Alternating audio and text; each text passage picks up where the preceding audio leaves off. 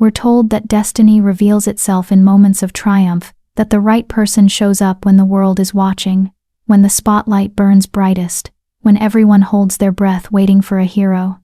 We're promised that true strength announces itself with fangs bared and claws extended, that worthiness must be proven through dominance, through the shift that separates the blessed from the broken.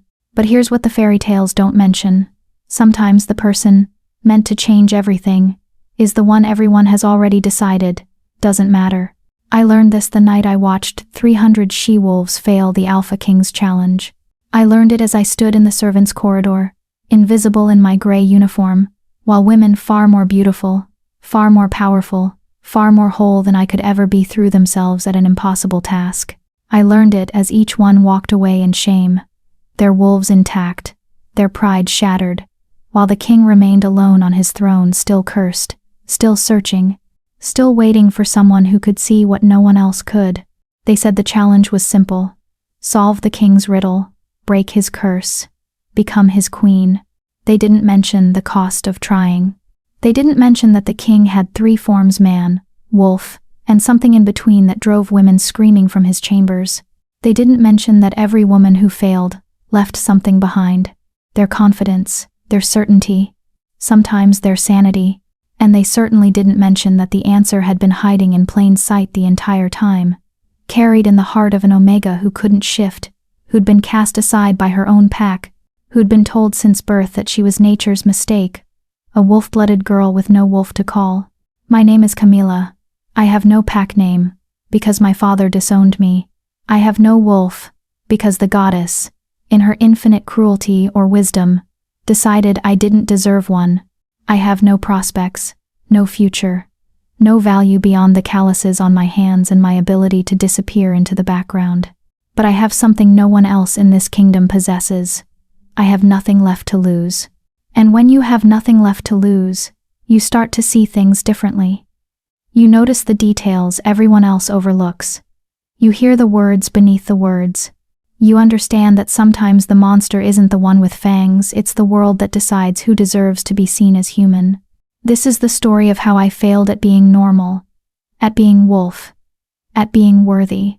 This is the story of how that failure saved us both. This is the story of a challenge that wasn't about strength at all.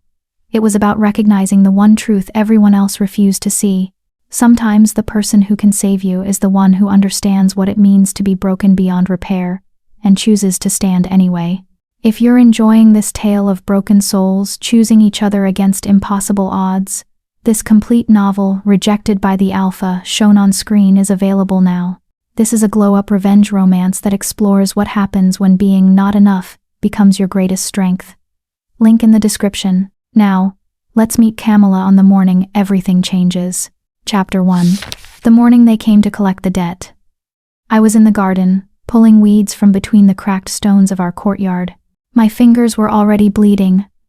I'd learned years ago not to wear gloves because my father would take them, sell them, claim I was getting above my station. The small rebellions of keeping my hands soft had died, along with whatever hope I'd once harbored that he might see me as more than a burden. "Camila!" His voice cracked across the morning like a whip. "Get inside." Now. I didn't hurry. Hurrying suggested eagerness, and eagerness invited more contempt. I stood slowly, wiping the dirt on my already stained apron, and made my way through the back entrance of our pack house, the entrance reserved for servants and disappointments. Inside, the main hall reeked of fear, sweat, and desperation. My father, Garrett Perez, former beta of the Riverside Pack, before his gambling debts stripped him of his title, stood with his shoulders hunched in a way that meant he'd already made a decision I would hate. Beside him, my half-sister Lydia perched on the edge of Mother's old chair, her perfect blonde hair catching the morning light, her wolf practically purring beneath her skin with contentment, and across from them sat Collector Voss. Everyone knew Voss. He was the Alpha King's tax collector, enforcer, and occasionally, procurer of specialty goods. He wore expensive suits that seemed designed to remind people like us exactly how far we'd fallen. His eyes swept over me with the practiced disinterest of someone evaluating livestock. "This is the other daughter?" Voss's voice carried the bored inflection of a man who'd had this conversation 1,000 times. "Yes." My father couldn't even look at me, Camilla. She's 22. Healthy. Obedient. Obedient. The word tasted like ash in the air between us. Can she shift? Voss pulled out a leather-bound ledger, his pen poised. The silence stretched. Lydia's smirk was a knife between my ribs. No, my father finally admitted. She never developed her wolf. I watched Voss's pen pause. Watched his eyebrow raise just slightly. In the werewolf hierarchy, a wolfless omega was about as valuable as a chair, with 3 legs technically functional for some purposes, but mostly just pitied or ignored. I see. Voss made a notation. That does complicate things. But she's educated, my father added quickly, desperately. She reads, writes. She's been tutoring the pack pups in their letters. And she's… He gestured vaguely at me, as if my physical form might speak for itself. I wanted to laugh. Or scream.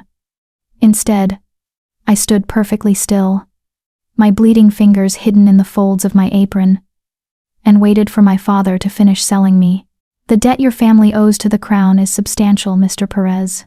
Voss closed his ledger with a soft snap.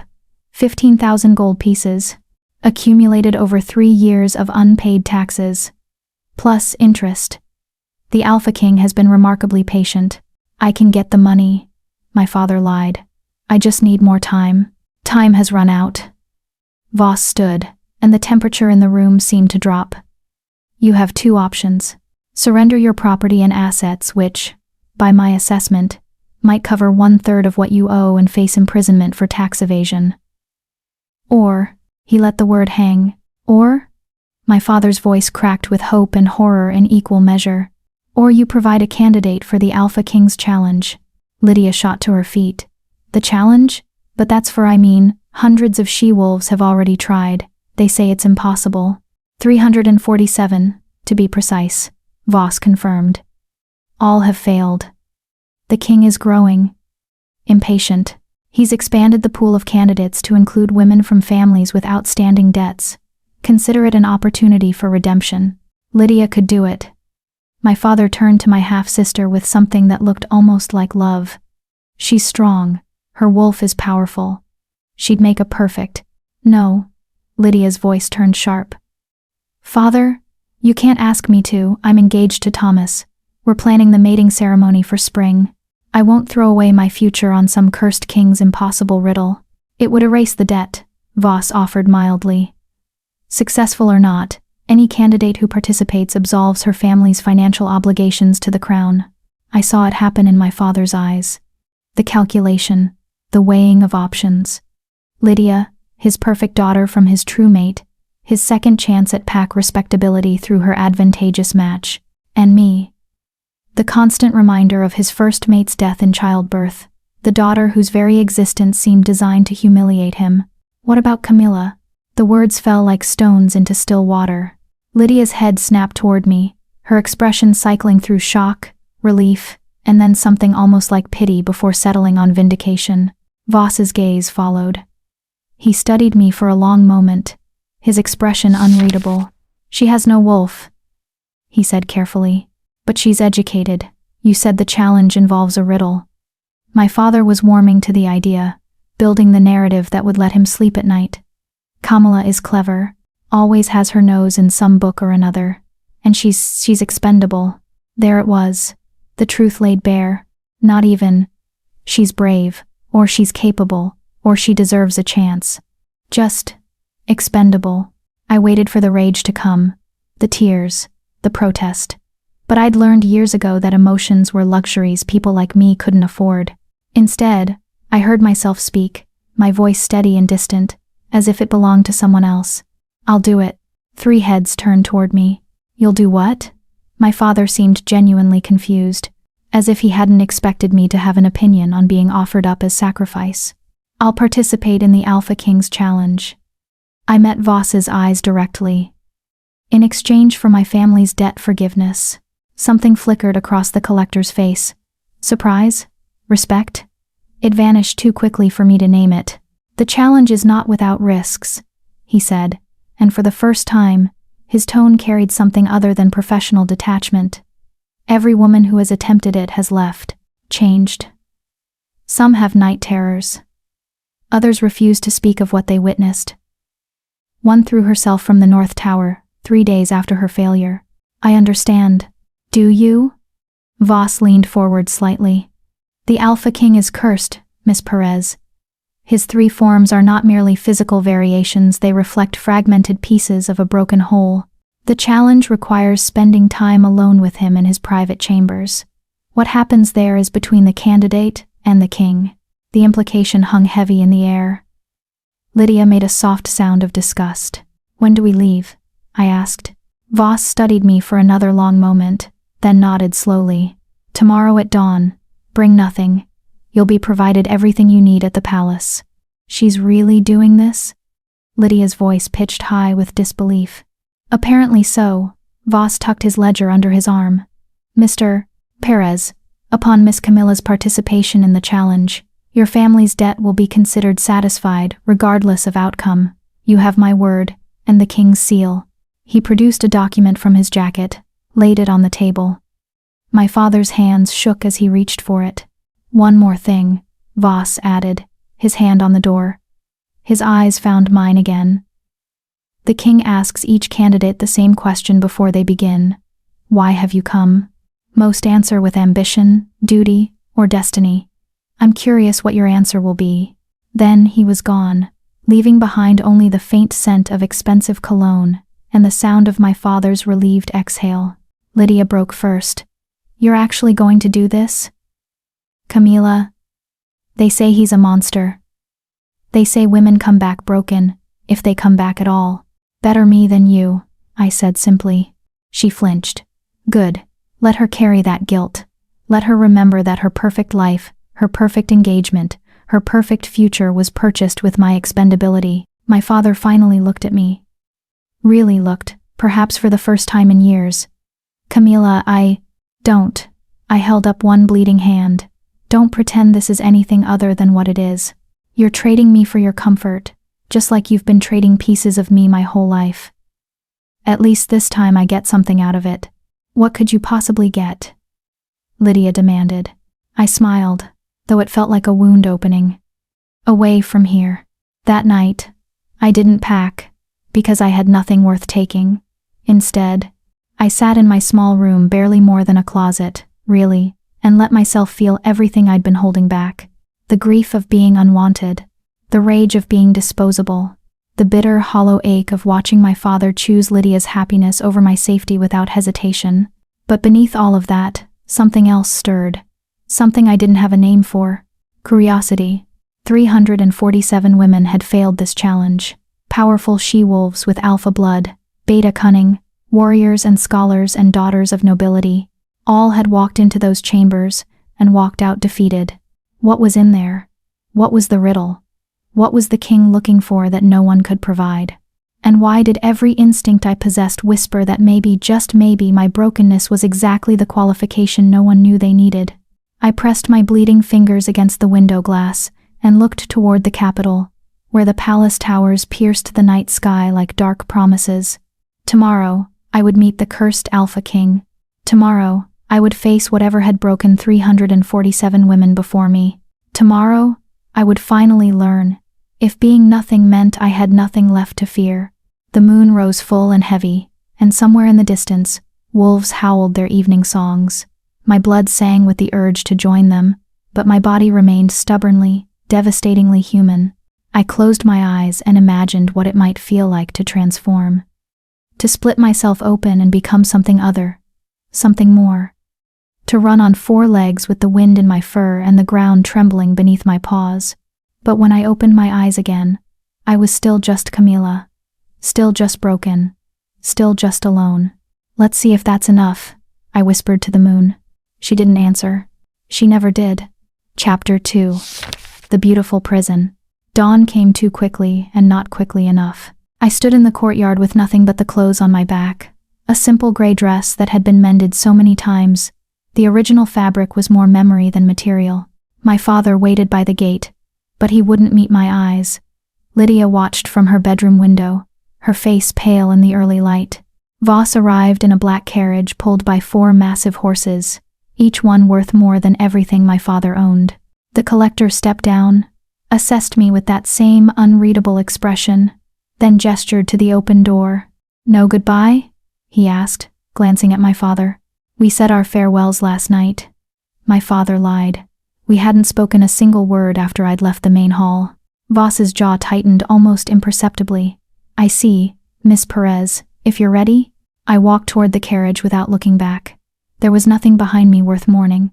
The interior was more luxurious than any place I'd ever been: velvet seats, polished wood panels, small crystal lamps that somehow stayed lit despite the movement. I pressed myself into the corner and watched my childhood home shrink into the distance through the window. "You can cry if you need to," Voss said quietly. "Most do. On this ride."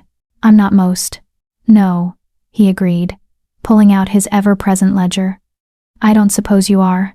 We traveled in silence for nearly an hour before curiosity overcame my determination to remain detached. "You said 347 women have tried.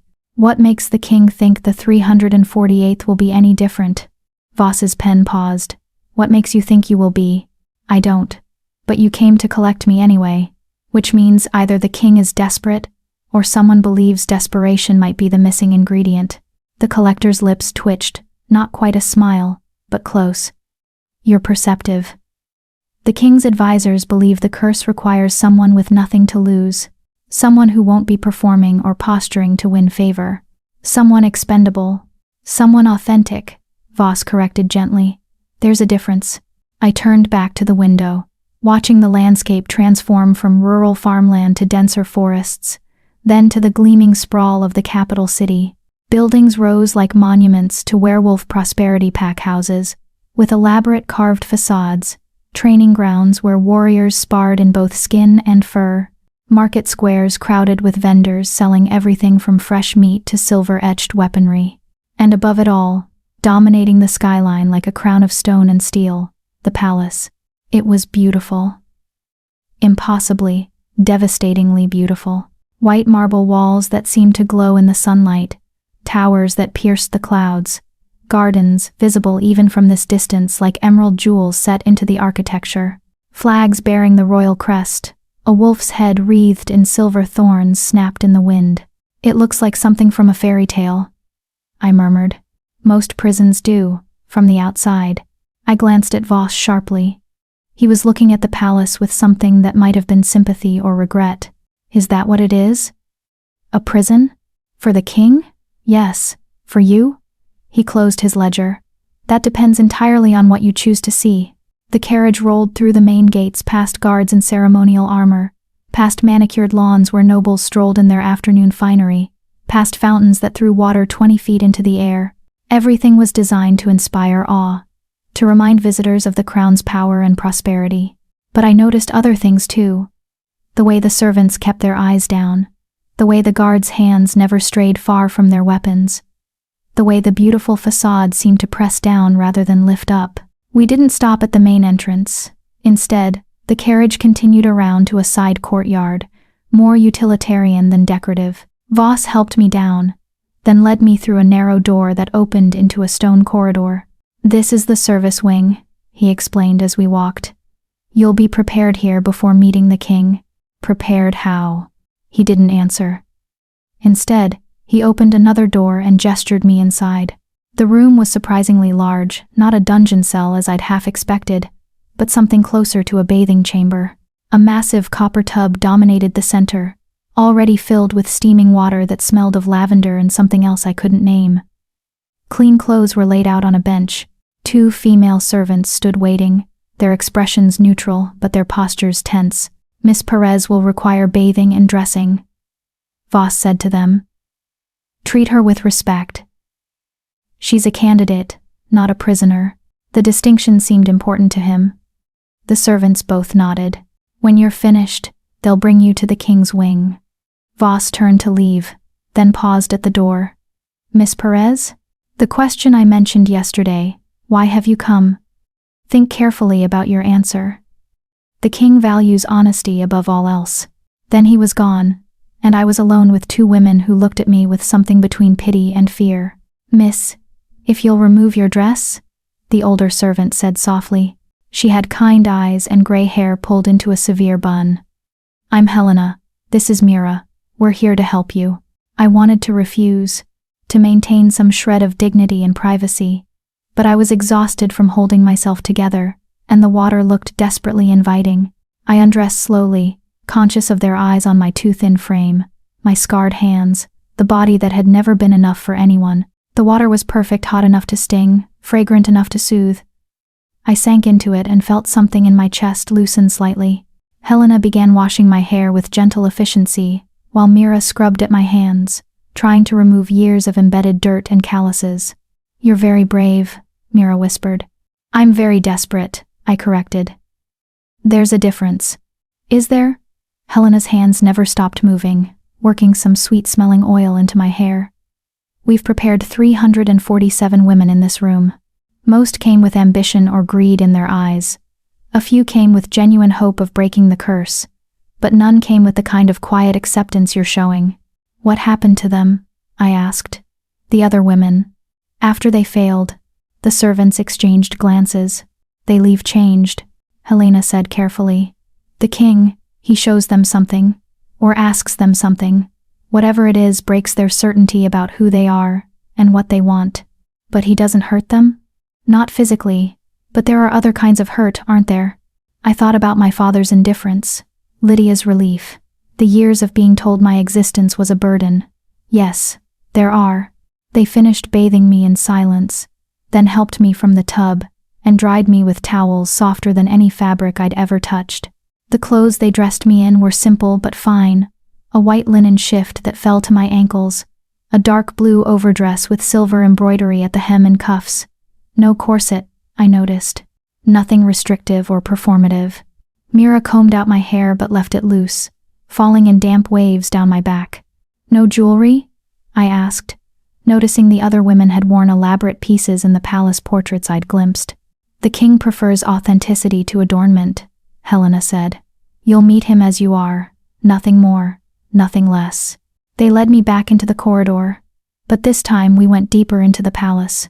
The walls here were still beautiful polished marble, tapestries depicting the kingdom's history, sconces that held ever-burning flames, but the atmosphere changed, grew heavier, more watchful. We passed other servants who stopped what they were doing to stare at me. Some made signs of protection. Others simply looked away, as if acknowledging me might curse them by association. Finally, we reached a section of the palace that felt separate from everything else. The architecture shifted from ornate to austere. The marble gave way to darker stone. The corridor narrowed, and at the end of it stood a door. It was massive, twice the height of a normal door, carved from black wood and bound with silver that had been worked into intricate patterns. Thorns and roses, wolves and moons, beauty and violence intertwined so completely you couldn't have one without the other. Helena and Mira stopped walking. "This is as far as we can take you," Helena said quietly. "The king's private chambers are beyond. No one enters without his explicit permission." "What do I do?" "Knock 3 times. Wait. When the door opens, you enter alone. There's a formal receiving room first, then his personal chambers beyond. He'll be waiting for you." My heart hammered against my ribs. And then you face the challenge." Mira pressed something into my palm, a small silver token stamped with the royal crest. "If you need to leave, if you become frightened, show this to any guard. They'll escort you out immediately, no questions asked." I looked down at the token. An escape route. A promise of safety. I almost laughed. These women thought I might run from a monster, when I'd been living with different kinds of monsters my entire life. "Thank you," I said, closing my fingers around the token. "For your kindness." They both nodded, then retreated down the corridor, leaving me alone with the impossible door and whatever waited beyond it. I pressed my palm against the wood. It was warm, almost alive beneath my touch. I could feel something on the other side, not sound, exactly, but presence, weight, power, contained and barely leashed. 347 women had stood where I was standing. 347 had knocked and entered and failed. I thought about Voss's question. "Why have you come?" Not for love, I didn't believe in fairy tale romance. Not for power, I had no interest in being queen. Not for glory, I'd learned long ago that glory was for people who mattered. So why? Because I was expendable? Because I had nothing to lose? No. I knocked 3 times, the sound echoing like a heartbeat in the silent corridor. The door swung open, and I stepped forward into the dark, because that's what you do when staying still means dying slowly, and moving forward might mean dying quickly, but at least it's a choice you made yourself. The receiving room was breathtaking. Floor to ceiling windows overlooked the Capitol, the gardens, the world I'd never been part of. Bookshelves lined one wall, stuffed with more volumes than I'd ever seen in one place.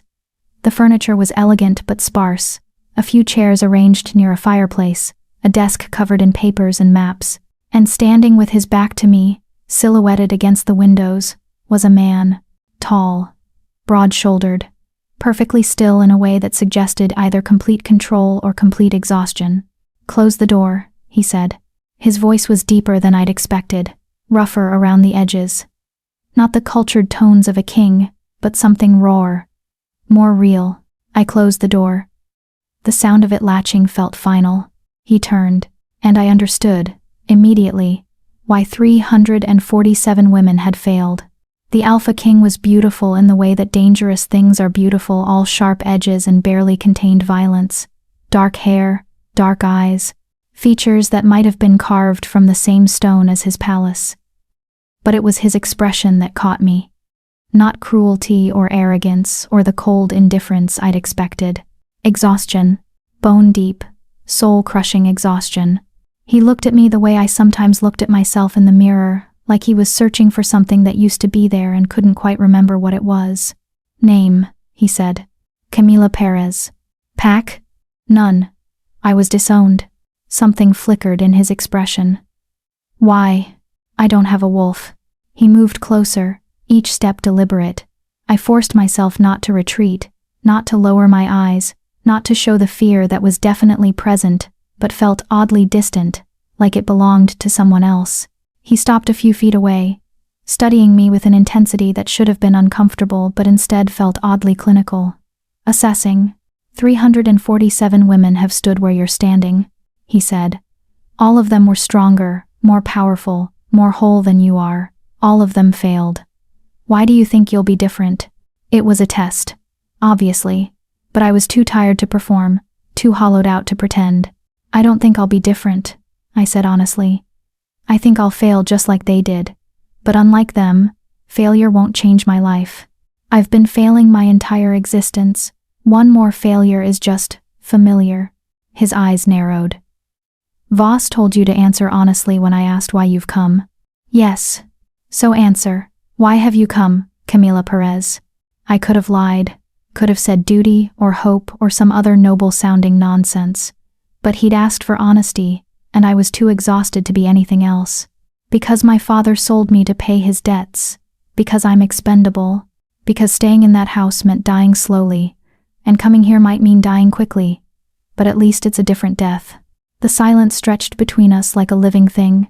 Then, impossibly, the king laughed. It wasn't a cruel laugh or a mocking one. It was the sound of recognition of someone hearing their own truth reflected back at them in a stranger's words. Finally, he said, and some of the exhaustion lifted from his features. Finally, someone honest. He walked to the desk, picked up a piece of paper, then held it out to me. The challenge is simple, he said. Answer my riddle. If you solve it before dawn, the curse breaks. You become queen, your family's debt is forgiven, and you get everything you could ever want. If you fail. He paused. If you fail, you leave here unharmed but unchanged, just like all the others. I took the paper. On it, written in elegant script, was a single question. I am given freely but cannot be taken. I am broken by speaking and kept by silence. I bind without chains and free without keys. What am I? I read it 3 times. You have until dawn, the king said. You may stay here, in these chambers. Ask me anything you wish. I'll answer honestly. I'll even show you. His jaw tightened. I'll show you what I am. All three forms. Because the curse can only be broken by someone who sees all of me and chooses to stay anyway. And if I solve the riddle, then you tell me the answer, and we'll see if the curse agrees with your solution. I looked up from the paper. What happens if I just leave now? Take the token and walk away? He smiled, but it was sad. Then you'd be smarter than 347 other women. But Voss tells me you're not here for smart reasons. No, I agreed. I'm here for desperate ones. Desperation and honesty. The king moved to one of the chairs near the fireplace and sank into it like a man surrendering to gravity. Perhaps that's what I've been missing all along. I stood there, the riddle in my hands, the token in my pocket, and the cursed Alpha King watching me with eyes that had seen too much and expected nothing. I'll stay, I said. Not because I thought I could solve it. Not because I believed in curses or fairy tale endings, but because for the first time in my life, someone had looked at me and seen not my usefulness or my failures, but simply me. And that was worth staying for, even if only until dawn. Chapter 3. The Beast's Question. The king didn't move from his chair, just sat there, watching me with those dark, exhausted eyes while I stood in the middle of his receiving room like a chess piece waiting to be played. Aren't you going to sit? He finally asked. I glanced at the other chairs, elegant, expensive, clearly meant for people who belonged in places like this. Am I allowed? His expression shifted. Not quite anger, but something close. You're a candidate for queen, not a servant. Sit wherever you're comfortable. I chose the chair farthest from him, though not out of fear exactly. More out of habit, a lifetime of learning. To take up as little space as possible, to be present but not intrusive, seen but not noticed. He tracked the movement, his jaw tightening. 347 women, he said quietly, and you're the first one who asked permission to sit in her own receiving room. It's not my receiving room, isn't it? You're here for the challenge. These chambers are yours until dawn or until you leave. Everything here, he gestured vaguely at the room, is meant for your comfort. I looked around again, really seeing it this time. The books. The fireplace already lit despite the warmth of the day. The desk positioned to catch the best light from the windows. Even the chair I'd chosen had a small table beside it with a glass of water and what looked like fresh bread and cheese on a plate. You feed all your candidates? I asked. I offer. Most are too nervous to eat. He tilted his head slightly. You should eat. You're thin enough that the wind could carry you away. It should have sounded insulting, but his tone was matter-of-fact rather than judgmental. An observation, not a criticism. I took the bread. It was still warm, probably from the palace kitchens just minutes ago. The cheese was soft and herbed, the kind of thing I'd only ever tasted once when Lydia had left scraps on her plate. Thank you, I said. Don't thank me yet. The king stood abruptly, moving to the windows. His shoulders were rigid beneath his dark shirt, hands clasped behind his back in a posture that screamed controlled tension. You should know what you're dealing with before you decide to stay. I already decided to stay. You decided before knowing what I am. He turned to face me, and something in his expression had changed. Become harder, more guarded. The curse didn't just split me into 3 forms, Kamala. It fractured who I am. The man you're looking at right now, this is the king. The ruler. The one who makes decisions and maintains control. But there are 2 others. I set down the bread, suddenly less hungry. The wolf and the in-between. The wolf is pure instinct, primal, dangerous. He doesn't speak, doesn't reason, only feels. And the 3rd form. His hands flexed, fingers curling into fists. The 3rd form is the beast. Everything the man suppresses, everything the wolf can't articulate. Rage and grief and hunger all tangled together into something that shouldn't exist. And I have to meet all 3? If you want to break the curse, yes. Because whoever loves me has to love all of me, not just the parts that are convenient or controllable or safe. He moved closer, and I saw the way his body fought itself, muscles tensing, then forcing themselves to relax. Most women get through meeting the man. Some can handle the wolf. But the beast, he didn't finish, didn't need to. That's what breaks them, I said. The beast. Yes. I should have been terrified. Should have reached for that silver token and demanded to leave. Instead, I found myself asking, why? What does he do? The king's laugh was bitter. He asks questions they don't want to answer, shows them truths they've been hiding from. The beast sees through every performance, every pretty lie people tell themselves, and he won't let them leave until they acknowledge what he's shown them. That doesn't sound violent. It's worse than violence. Violence you can heal from. But having someone strip away every illusion you've built about yourself, every comfortable story you've told to survive. He shook his head. Some women leave here hating him. Others leave hating themselves for what they learned. Either way, they leave broken. I thought about my father calling me expendable. About Lydia's relief when I volunteered. About the years of being told I was wrong, inadequate, less than. I don't have illusions to break, I said quietly. I already know exactly what I am. Do you? The king moved closer still, until he was standing directly in front of my chair, close enough that I had to tilt my head back to maintain eye contact. Because the beast will test that. He'll dig until he finds something you haven't admitted to yourself. Some hidden shame or secret hope or buried grief, and he won't stop until you face it. Then I'll face it. Why? The word came out sharp, almost desperate.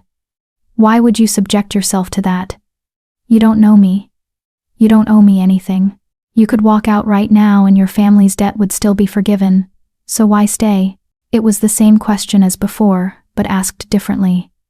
Not, why have you come, but why are you still here? I looked up at him, this king who was clearly warning me away, who seemed almost angry that I wasn't running. And I realized something that probably should have occurred to me earlier. He didn't want me to succeed, not because he was cruel, but because he was tired of hope failing, tired of watching women realize they couldn't love what he was, tired of being the monster everyone feared and no one understood. I'm staying, I said carefully, because I've spent my entire life having people look at me and decide I'm not worth the effort, not worth patience or kindness, or even basic respect.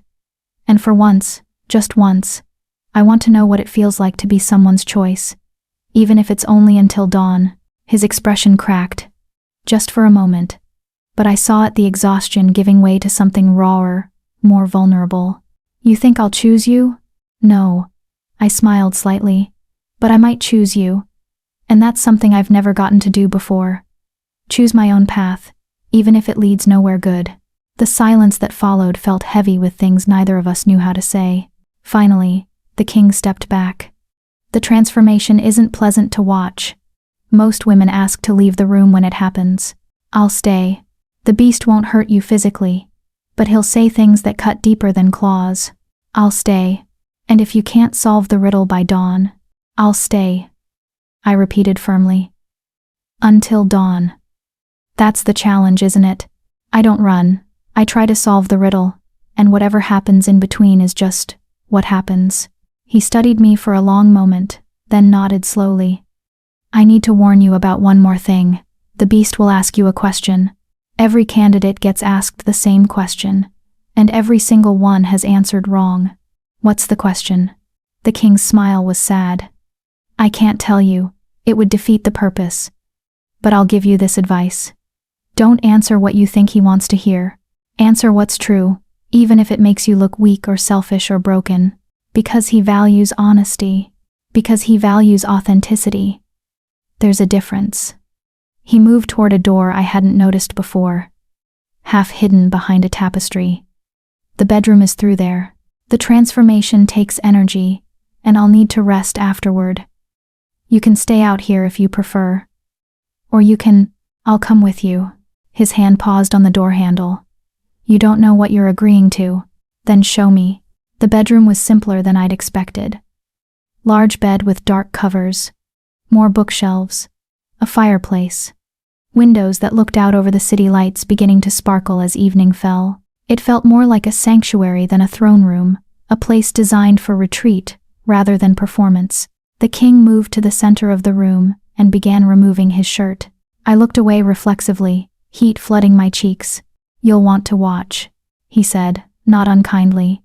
The first transformation is always the hardest to witness.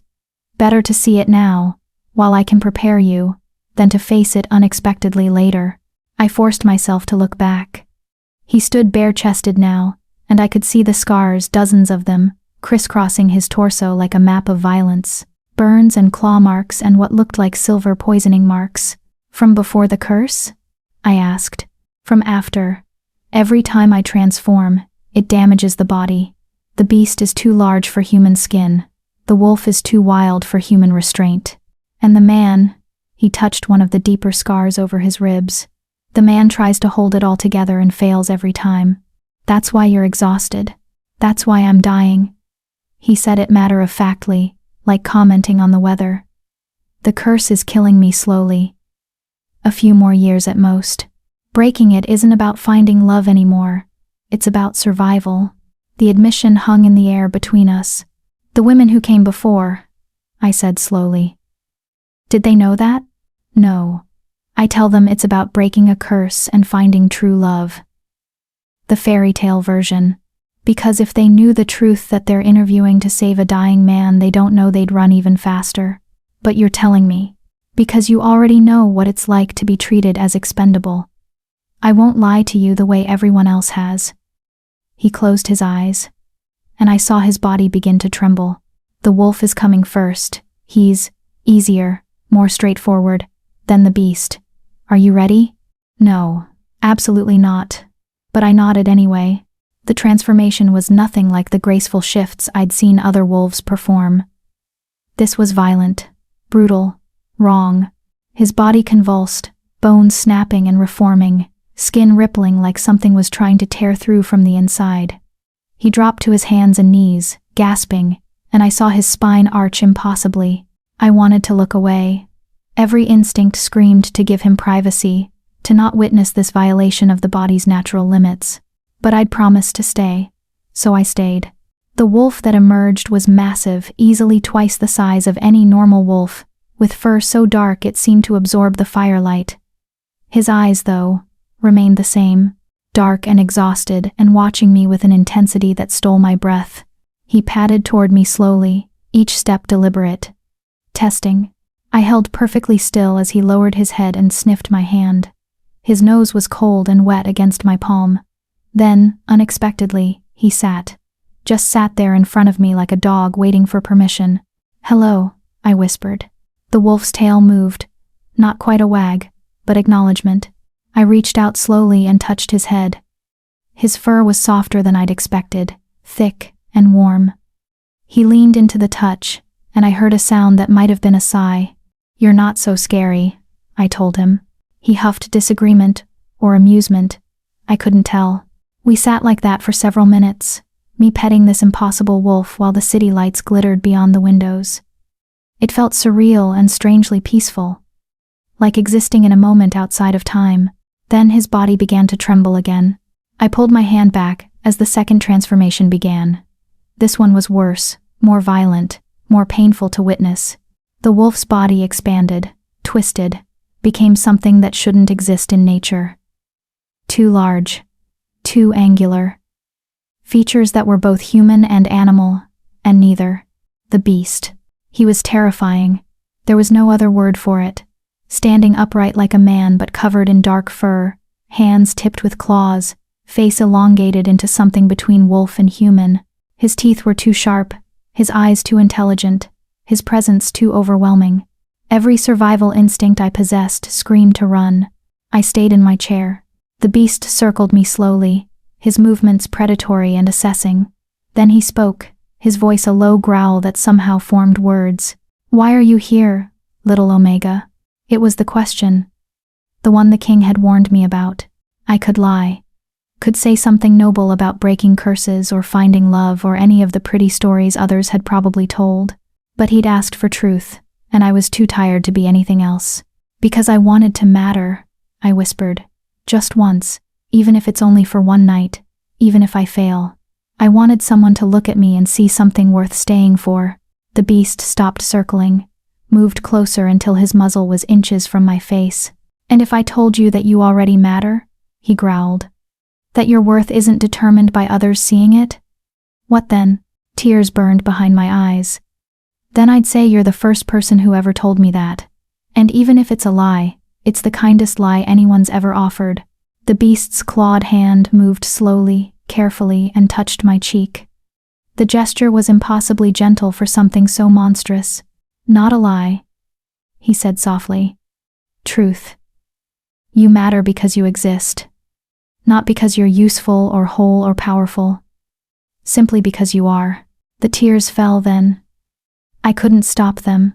And the beast, this creature that had supposedly broken 347 women, pulled me against his chest and held me while I cried for the first time in years. Chapter 4. I woke to silence and soft morning light filtering through unfamiliar windows. For a disorienting moment, I couldn't remember where I was.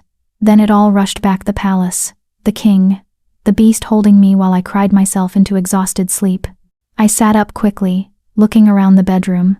The king in his human form sat in a chair by the fireplace, fully dressed, watching me with an unreadable expression. You stayed, he said quietly. I said I would. People say a lot of things they don't mean. He stood, moving to pour water from a pitcher into a glass.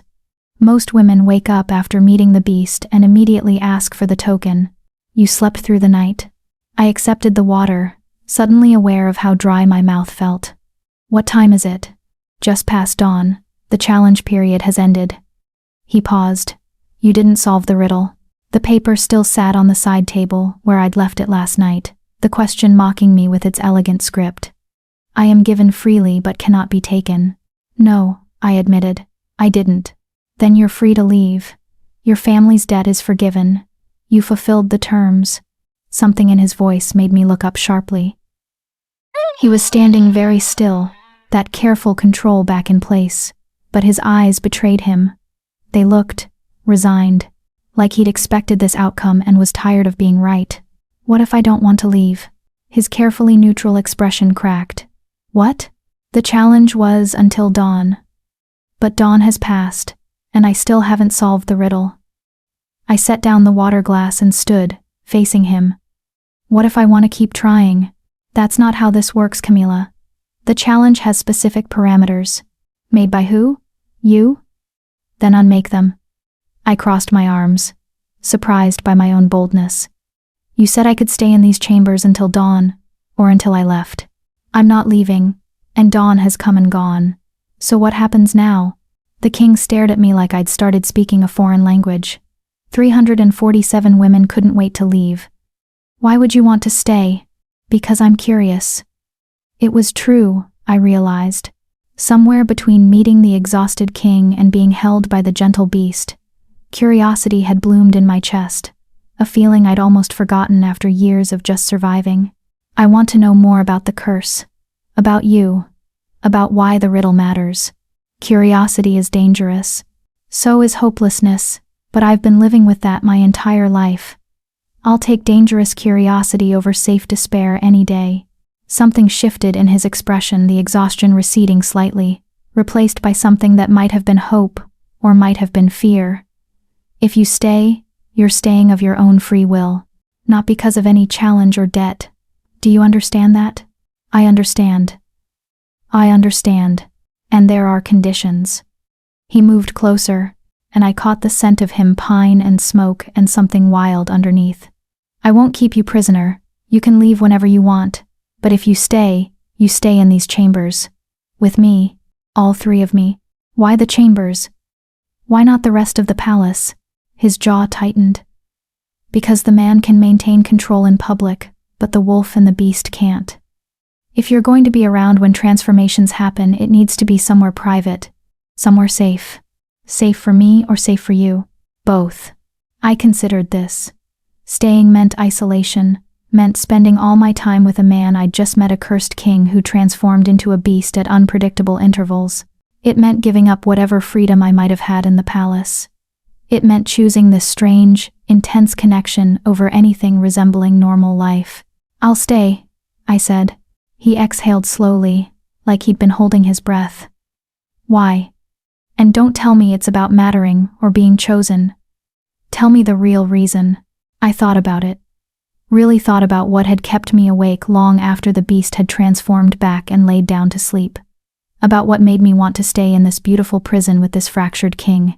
Because you're the first person who's ever been honest with me, I said finally. You told me you're dying. You showed me the beast instead of hiding him.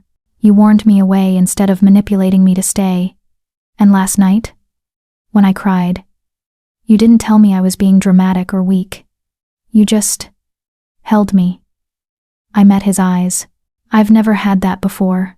Honesty without cruelty, strength without dominance. So yes, I want to stay. Because even if I never solve the riddle, even if the curse never breaks, I want more of whatever this is. The king was quiet for a long moment. Then he walked to the hidden door behind the tapestry and pushed it open wider than before. Come with me, he said. I want to show you something. I followed him through a short corridor I hadn't noticed last night into another room, and stopped dead in the doorway. It was a library, but not like any library I'd ever imagined. Floor-to-ceiling shelves covered every wall, filled with thousands of books, leather-bound volumes and ancient texts and new publications with crisp spines. Comfortable chairs were scattered throughout, each with a small table and lamp. Windows let in natural light that made the whole space glow. And in the center, a large desk covered in papers, maps, and what looked like journals. I couldn't finish the sentence. Couldn't find words for what I was feeling. Yours, the king said quietly.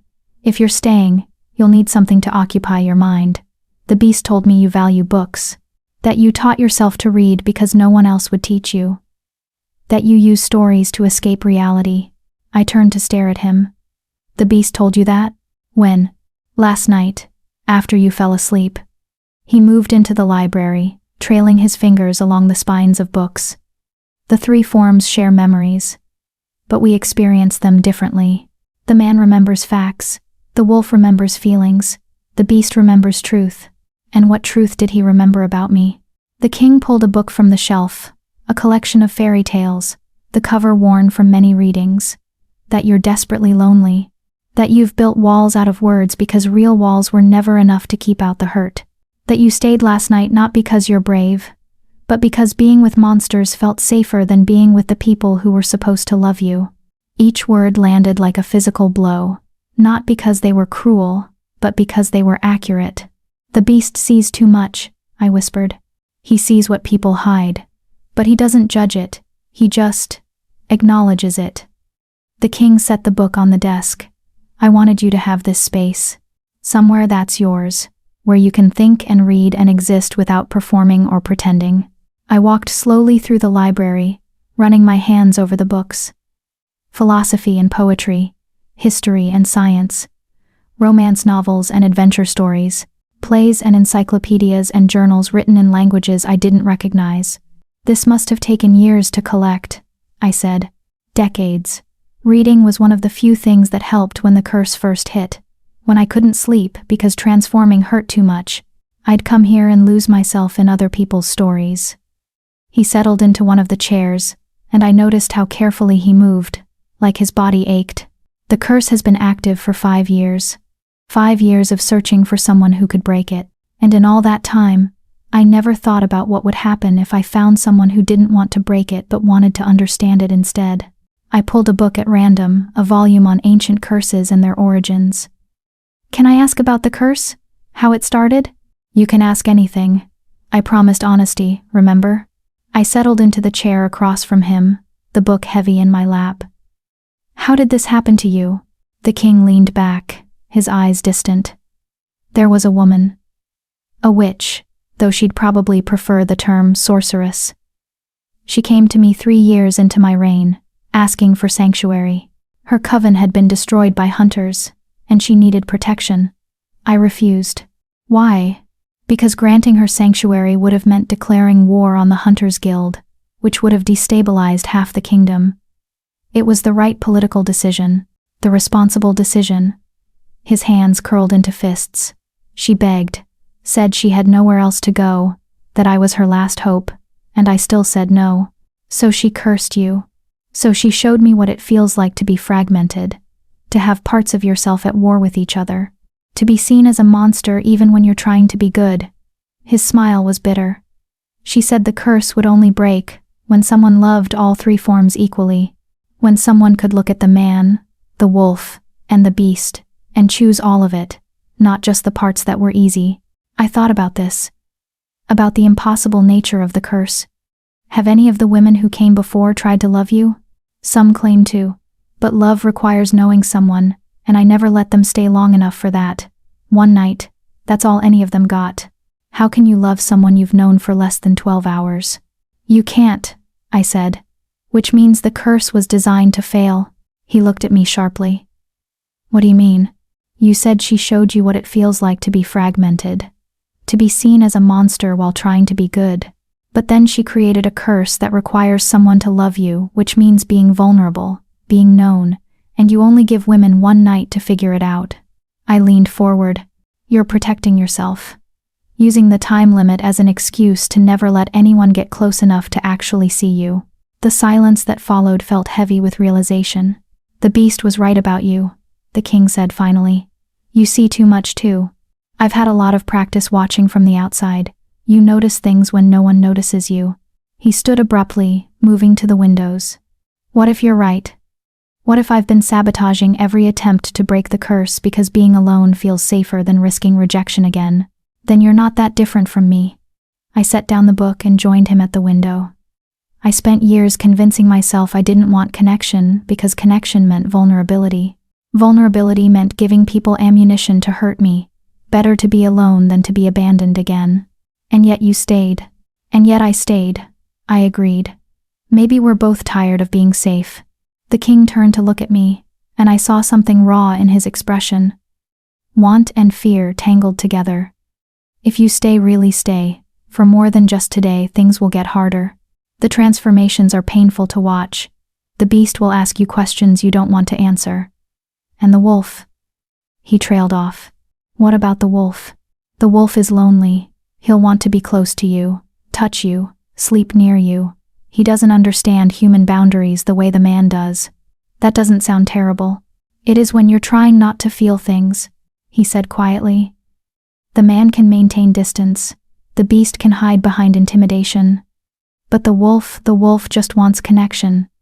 And if you're here, he'll seek it from you. I understood what he wasn't saying. That letting me stay meant all three forms would become attached. That breaking the curse or failing to break it would hurt more the longer I remained. I'm still staying, I said. Why? The question came out almost desperate. Why would you choose this?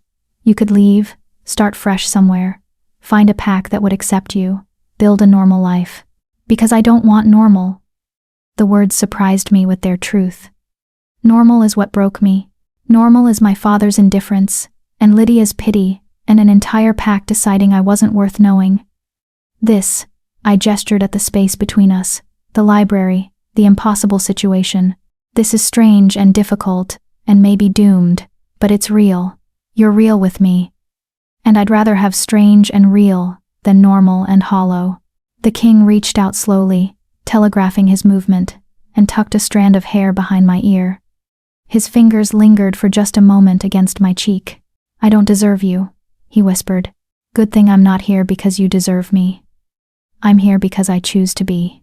Something in his expression cracked open, that careful control finally breaking. The riddle. Do you want to keep trying to solve it? I glanced back at the paper, still sitting in the bedroom. I am given. Freely, but cannot be taken. Yes, I said, but not because I'm trying to break the curse. Because I want to understand what you're really asking. And if you figure it out, then I'll tell you, and we'll see what happens. The king smiled, a real smile this time, not bitter or sad. 347 women. And you're the first one who made me want to hope again. Hope is dangerous, I quoted back at him. So is curiosity. I think we're both in trouble. Probably. I moved back toward the library, drawn by all those books, all those possibilities. Since I'm staying, what should I call you? Alpha King seems formal for someone I've cried on. He followed me, and I heard the smile in his voice. Jane. My name is Jane. Jane. I tested the name. It felt strange on my tongue, intimate and dangerous, and absolutely right. I'm going to spend today reading everything in this library about curses and riddles and impossible promises. And I'm going to try very hard not to watch you the entire time. like some kind of stalker. I laughed, actually laughed, and it felt like opening a window in a room that had been closed too long. You can watch if you want. I don't mind. Dangerous words, Camila. I thought we'd established that I'm comfortable with danger, and for the first time since arriving at the palace, since meeting the cursed king and his 3 fractured forms, I felt something that had been missing from my life for so long, I'd almost forgotten what it was called. Joy. Small and fragile and probably temporary, but real. I pulled a book on magical contracts from the shelf and settled into one of the comfortable chairs, tucking my feet under me. Jane took the chair across from mine, picking up a report from his desk, but I caught him glancing at me every few minutes. And I didn't mind. I didn't mind at all. Chapter 5. The Wolf's Devotion. Time moved strangely in Jane's chambers. I'd been there 3 days, or was it 4? 5? The windows showed the past Camila of day and night, but the rhythm felt different from normal life.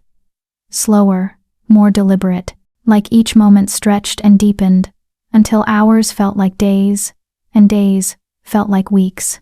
Jane said it was part of the curse, time distortion. Inside these rooms, seconds moved at a different pace than the world outside. What felt like a week to me might only be 2 days in the capital below. Why? I'd asked on what I thought was my 6th morning there. So the loneliness lasts longer, he'd said simply. The witch wanted me to understand isolation, to feel how slow time moves when you're trapped and alone. Except I wasn't alone anymore. And neither was he. We'd fallen into a routine of sorts. Mornings were for reading me in the library, him at his desk handling correspondence that Voss delivered through a special slot in the door. Afternoons were for conversation, which ranged from philosophical debates about the nature of curses to silly arguments about whether poetry or prose was the superior art form. Evenings were when Jane transformed. The wolf came first, always. Gentle and quiet, seeking my touch like a starved thing finally being fed. I'd learned to read his body language, the tilt of his ears when he was curious, the way his tail moved when he was content, the soft whine he made when he wanted me to follow him somewhere. The beast came later, usually after the wolf had exhausted himself. And every time, the beast asked me questions. What are you most afraid of, little Omega? Being forgotten. What do you want that you won't let yourself ask for? To be someone's priority, not their obligation or their burden, their choice. If you could change one thing about yourself, what would it be? That question had stopped me, because the obvious answer was, I'd give myself a wolf. But as I sat there with the beast watching me with those 2 intelligent eyes, I realized that wasn't true anymore. Nothing, I'd said. Because if I changed anything, I wouldn't be the person sitting here with you. And I think I like who I'm becoming. The beast had made a sound, something between a growl and a purr, and pulled me against his chest like he had that first night. Truth, he'd rumbled. Finally seeing truth. Now, on what I thought might be my 10th day in the chambers, I sat in the library working through another book on ancient curses while Jane dozed in the chair across from me. He'd been awake most of the previous night.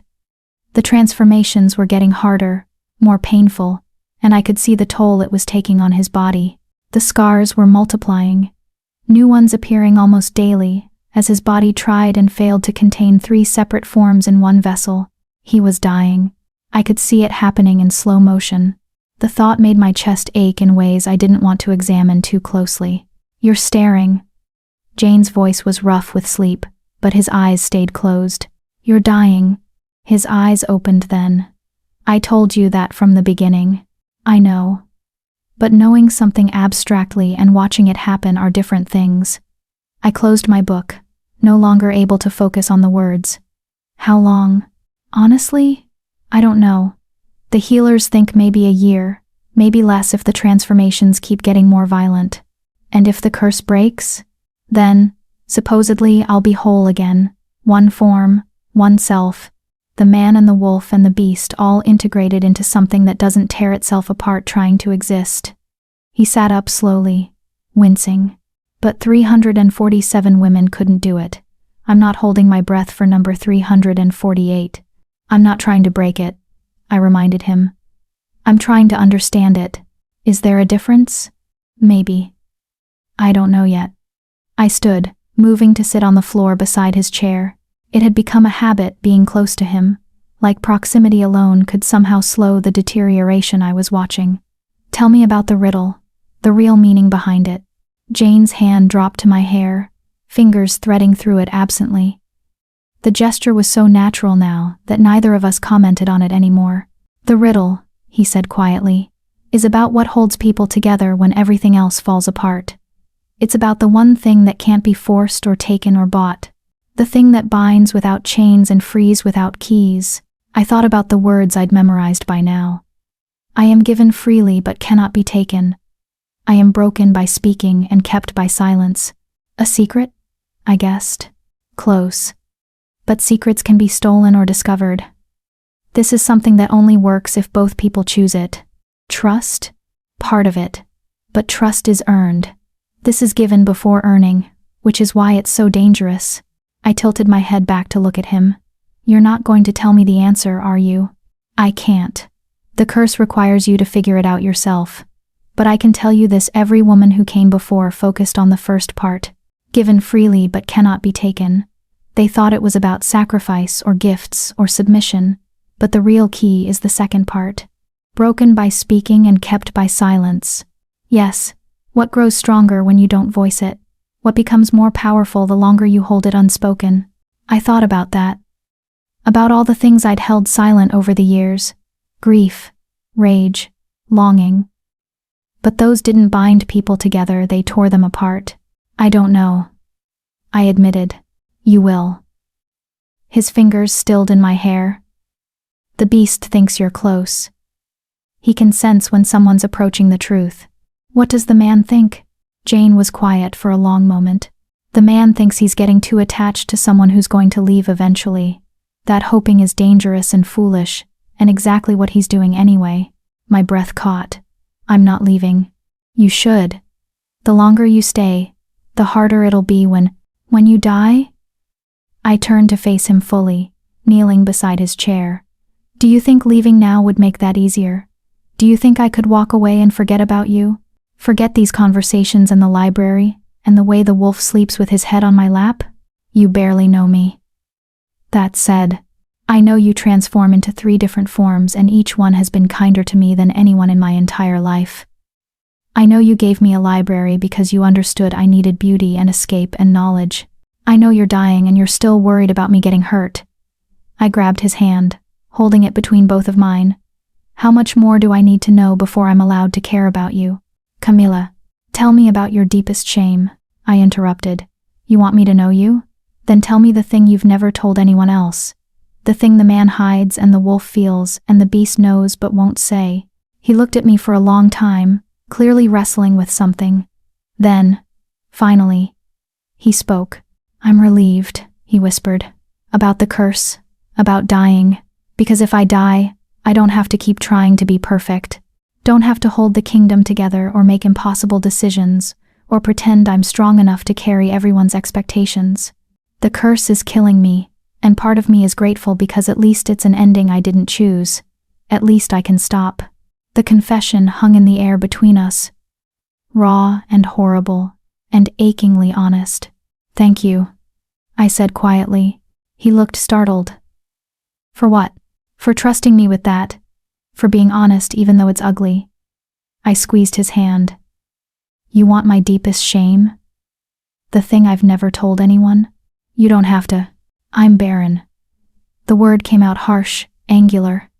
The pack healers tested me when I turned 18, trying to figure out why I hadn't shifted. They found out my womb is wrong. Malformed. I can't have children. Can't carry on a bloodline. Can't fulfill the one biological purpose Omega wolves are supposed to have. Jane's expression shifted not to pity, which I'd been bracing for, but to something that looked like understanding. That's why your father called you expendable, he said. That's why everyone called me expendable. A wolf who can't shift is useless. A woman who can't bear children is worthless. Combine them, and you get me the ultimate disappointment. I forced myself to keep talking, even though every word felt like pulling glass from a wound. My mother died giving birth to me, and I can't even honor that sacrifice, by continuing the bloodline. I killed her and destroyed any chance of redemption in one go. You didn't kill her. I know that logically. But logic doesn't change how it feels. Jane slid from his chair to kneel on the floor with me, his hands cupping my face. Listen to me. Your worth is not determined by your ability to bear children or shift into a wolf. You are not a vessel for someone else's legacy. You are Camila, brilliant, brave, stubborn Camila who sees through everyone's masks and refuses to run even when she should. You're just saying that because I mean it, he interrupted firmly. The beast knew from the first night. He could sense that you've been carrying shame that doesn't belong to you, that you've been punished for circumstances beyond your control. And he wanted me to tell you, has been pushing me to tell you for days that you are enough exactly as you are. Tears burned hot down my cheeks. I don't know how to believe that. Then let me believe it for both of us until you can believe it yourself. He pulled me against him, and I felt his heart beating steady and strong beneath his ribs. I can't give you a wolf. I can't fix your body or erase your past. But I can give you this: you matter to me. All three of me. The man values your mind. The wolf craves your presence. The beast sees your soul. And none of it has anything to do with what you can produce or provide. It's about who you are. I cried into his shirt while he held me, one hand in my hair, the other wrapped around my back. And for the first time in my life, being broken didn't feel like a failure. It just felt like being human. When the tears finally stopped, I pulled back enough to look at him. His own eyes were wet, though no tears had fallen. We're quite a pair, I said, voice rough. The dying king and the barren Omega. Sounds like the beginning of a fairy tale. Or a tragedy. Maybe both. He brushed a tear from my cheek with his thumb. Camila, I need to tell you something. The transformations are getting worse. More frequent. The wolf might start appearing during the day. The beast might emerge without warning. If that happens, I'll be here, I said simply. Wherever here needs to be. You keep saying that, like it's easy. It's not easy, but it's simple. I choose you. Keep choosing you. Will keep choosing you until you order me to leave. Or I physically can't stay anymore. Something in his expression broke open that last wall, finally crumbling. I don't know what I did to deserve you. You didn't do anything. That's the point. You don't have to earn this. I'm just giving it. Freely. Because I want to. He leaned forward slowly, giving me time to move away. When I didn't, his forehead pressed against mine, our breaths mingling in the small space between us. If I kiss you, he whispered, it stops being about breaking curses and starts being about something real. Something that will hurt if when it ends. I know. And you're still willing? Jane. I let my hand rest over his heart. I've been willing since the beast held me while I cried, maybe even before that. So yes. If you want to kiss me, and we'll deal with whatever comes after. He kissed me, soft at first, almost hesitant, like he was afraid I'd disappear if he held on too tight, but I kissed him back with every ounce of certainty I possessed. And he deepened the kiss, one hand tangling in my hair, while the other pulled me closer. It was nothing like the romance novels I'd read. There were no fireworks or earth-shattering revelations, just two broken people choosing each other in the space between heartbeats, knowing it might not be enough but deciding to try anyway. When we finally pulled apart, we were both breathing hard. That was Jane started. A terrible idea, I finished. Absolutely foolish. Completely irresponsible. Want to do it again? Desperately. This time when he kissed me, there was less hesitation and more hunger. The kind of hunger that spoke of loneliness finally being fed, of connection finally being allowed. His hands mapped my back, my sides, my arms, like he was trying to memorize the shape of me through touch alone. And I let myself be touched and wanted and chosen. When his body began to tremble with the warning signs of transformation, I didn't pull away, just held him through it, watched the wolf emerge with his dark fur and gentle eyes, and laughed when he immediately pushed his massive head under my hand, demanding affection. You're shameless, I told the wolf. He huffed in agreement and flopped down beside me, his body warm and solid against my leg. Later, when the beast came, I didn't flinch. Just looked up at him and said, "I think I'm falling in love with you. All three of you. Is that allowed?" The beast's clawed hand cupped my cheek with impossible gentleness.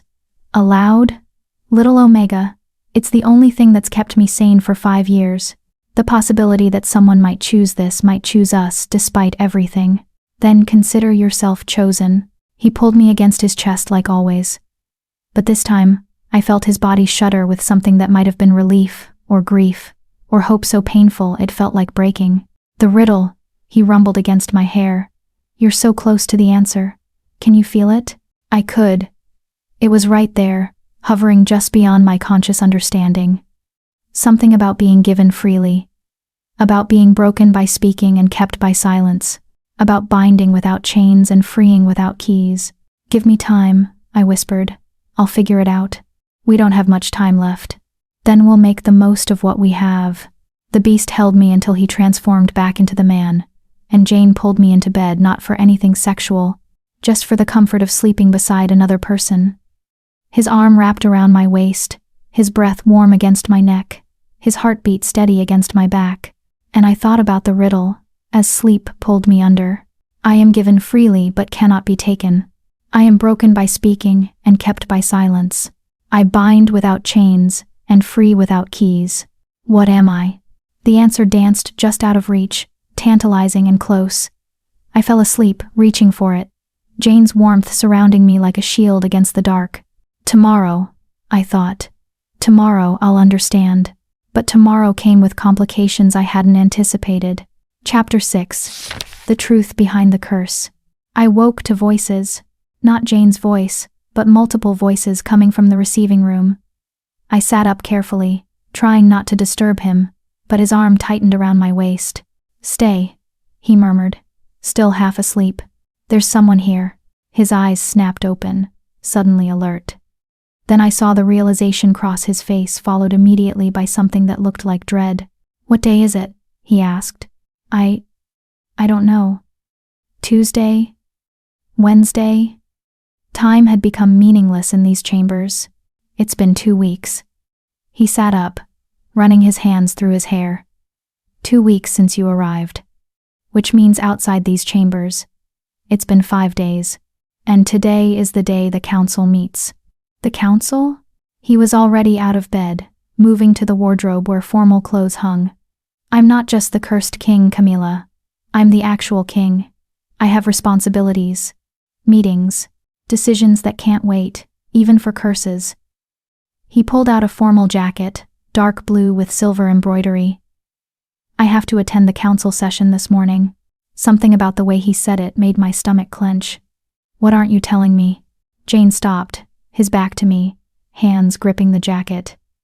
"You thought the man and the king were different people, didn't you?" "What?" He turned slowly, and I saw the careful mask sliding into place. The exhausted, broken Jane. I'd come to know disappearing behind something more formal, more distant. The curse doesn't split me into 3 separate beings. It splits one being into 3 forms. The man you've been talking to, sleeping beside, kissing, that's the king. I'm always the king. I just let you think there was a difference, because it was easier. The words landed like blows. You lied to me. I omitted details. There's a difference. Don't. I stood, anger flaring hot in my chest. Don't do that. Don't hide behind semantics after everything we've shared. Everything we shared was real, he said. And for a moment, the mask cracked. But I never told you the full truth about the curse. About what it means to break it. Then tell me now. Jane set down the jacket and moved to his desk, pulling out a document. The original curse text, written in elegant script that I'd seen before in the library books about magical contracts. The curse requires someone to love all 3 forms equally, he read. But there's a condition I never mentioned. The person who breaks the curse must love the beast without knowing it's the king. They must accept the monster for what it is, not for the crown it wears. Understanding crashed over me like cold water. That's why you never told me who you really were. Because the moment someone knows the beast is also the king, the curse can't be broken. Yes. So by kissing me, by sleeping beside me, by showing me your vulnerabilities, My voice rose. You contaminated your own curse. You made it impossible for me to break it because now I know. I know the man and the beast and the wolf are all you. Yes. I wanted to scream. Wanted to throw something. Wanted to hurt him the way I was hurting. Why? Why would you do that? Because I was tired. The words exploded out of him, raw and desperate. Tired of being alone. Tired of performing. Tired of watching women come and fail and leave while I stayed trapped in this beautiful prison. And then you came honest, broken, unafraid Camila, and for the first time in 5 years, I wanted something more than I wanted the curse broken. What did you want? To be known, to be chosen for who I am, not for what I can give or what breaking the curse might offer. To have 2 weeks where I wasn't performing or hoping or pretending. He moved closer, his voice dropping. I wanted you, Camila. Even if it meant destroying my only chance at survival. Even if it meant dying. I wanted these moments with you more than I wanted to live. The admission should have felt romantic. Instead, it felt like a betrayal wrapped in honesty. You had no right, I whispered. No right to make that choice for both of us. Maybe I could have broken the curse. Maybe we could have had more than 2 weeks. But you took that possibility away without even asking me. I know. Do you? Do you understand what you've done? I fell in love with you, all 3 of you, thinking I might be able to save you. Thinking if I just solved the riddle, if I just figured out the answer, we'd have time. And now you're telling me it was always impossible. That the moment you let me get close, you killed any chance of breaking free. Jane's face was anguish incarnate. I'm sorry. Sorry doesn't change anything. You're still dying. The curse is still killing you. And now I have to watch it happen, knowing I could never have stopped it anyway. The voices in the receiving room grew louder. Someone knocked on the bedroom door. Your Majesty, came Voss's voice, carefully neutral. The council is assembled. They're waiting for you. Jane looked at me, then at the door, clearly torn. Go, I said flatly. You have responsibilities, remember? Can't let a dying curse and a disposable Omega get in the way of ruling. He flinched. Camila, go. He went.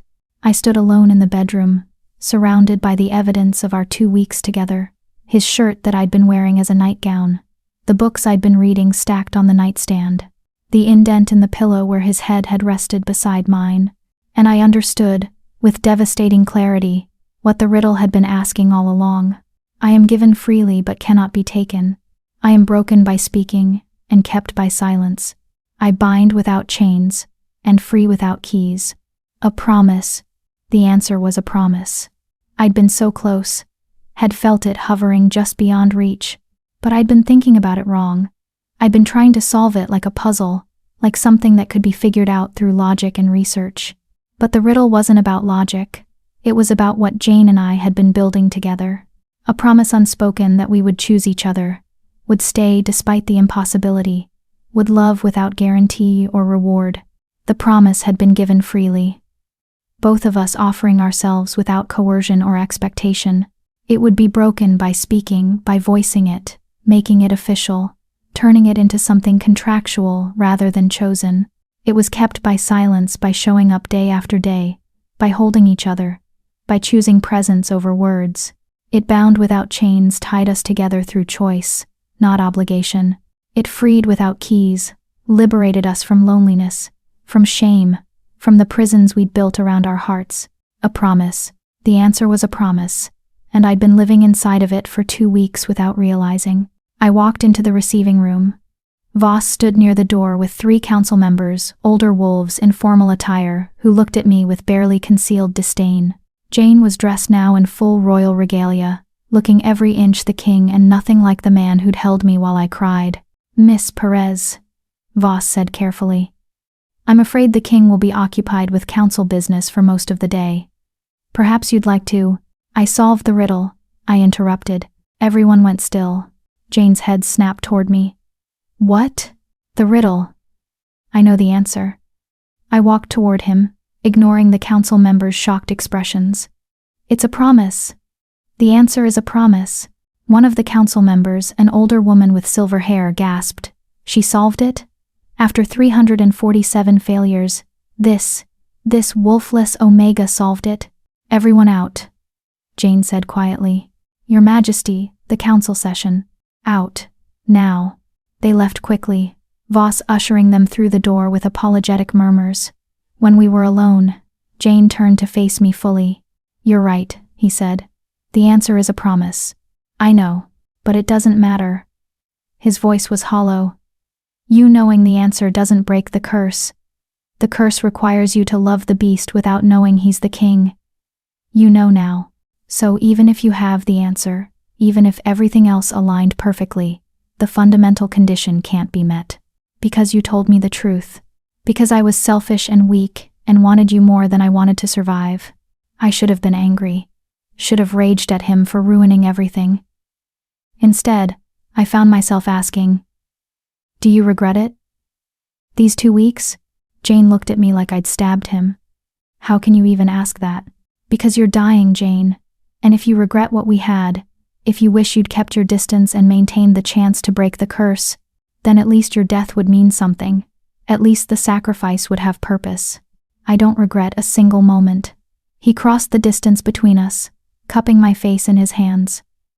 I would choose these 2 weeks with you over 100 years cursed and alone. I would choose knowing you over surviving without you.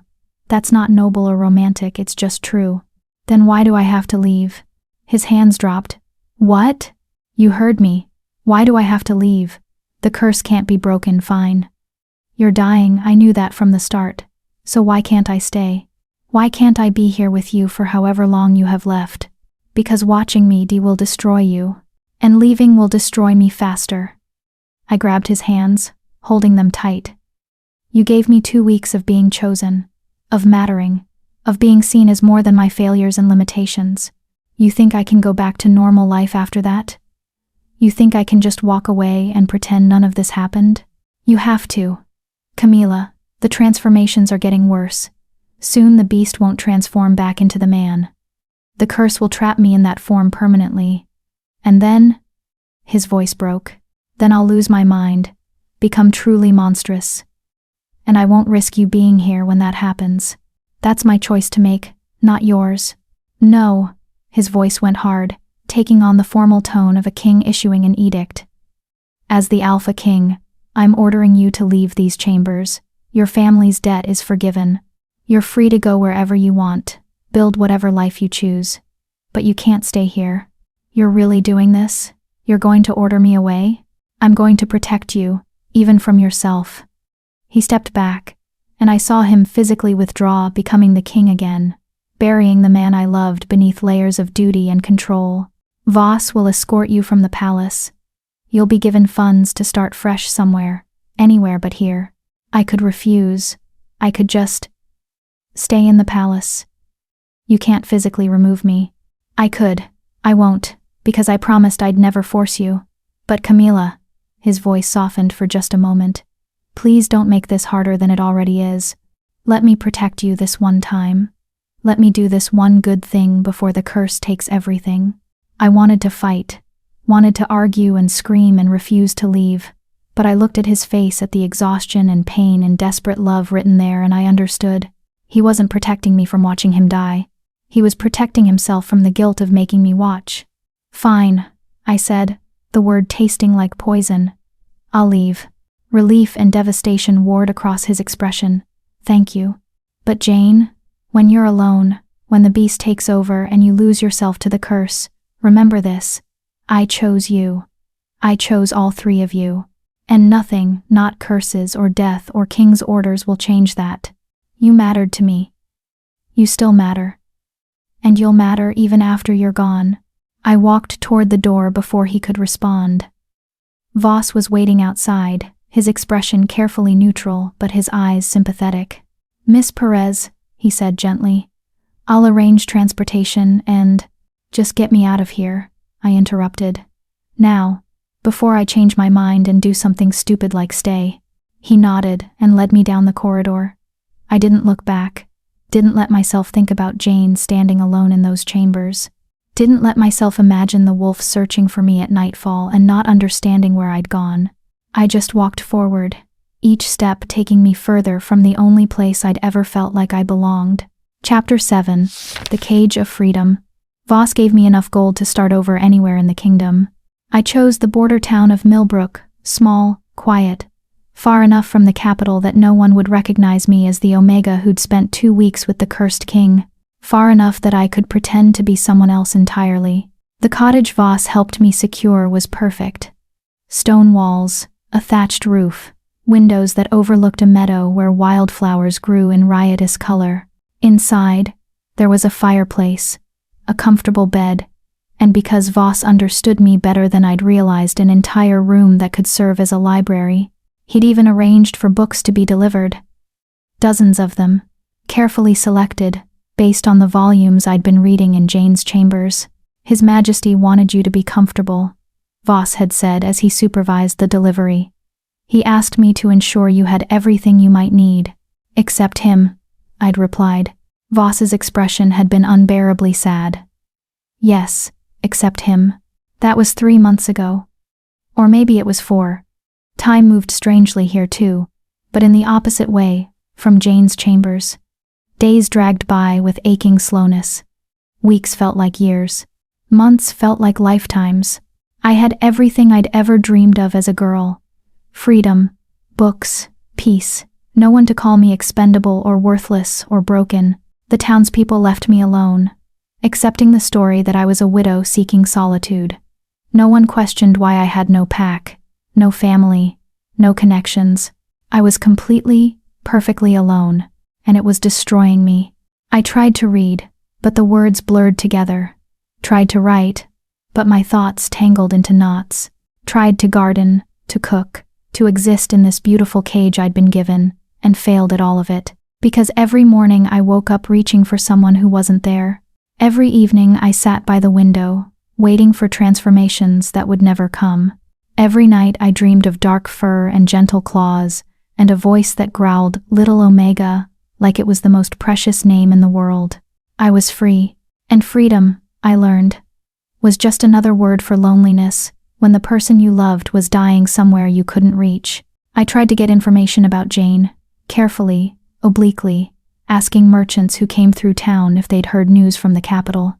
Most had nothing interesting to report. The king was still cursed, still searching for someone to break it, still slowly dying. Then, 6 months after I'd left, a merchant mentioned something that made my blood run cold. "Heard the king's finally found someone," she'd said casually while selling me bread. "Some princess from the Northern Territories. Beautiful thing, apparently. They say she's different from all the others. That maybe she's the one who'll break the curse." I'd smiled and thanked her and walked back to my cottage in a daze. Jane had found someone. The thought circled my mind like a predator, never quite attacking but never leaving either. Part of me wanted to be happy, wanted him to survive, to break the curse, to have the life he deserved. Part of me wanted to scream, to rage, to demand how he could replace me so easily when I couldn't stop thinking about him for even a moment. But mostly, I just felt numb. Maybe this princess could do what I couldn't. Maybe she could love the beast without knowing about the king. Maybe the curse could still be broken if he never told her the truth, never let himself be known the way he'd let me know him. Maybe he'd learned his lesson about being selfish. More months passed. The merchant returned with more updates. The princess was still there, still trying. The whole kingdom was holding its breath, hoping this would be the one. I threw myself into existing, forced myself to eat, to sleep, to maintain the cottage. Started helping some of the local children with their letters, the way I used to do with my old pack. Found small ways to fill the hours that stretched between sunrise and sunset. But none of it mattered. None of it felt real. I was a ghost haunting my own life, going through the motions of living while my heart remained in a palace chamber with a dying king. Then, exactly 1 year after I'd left Jane's chambers, Voss appeared at my door. I'd been sitting by the window with a book I wasn't reading when I heard the knock.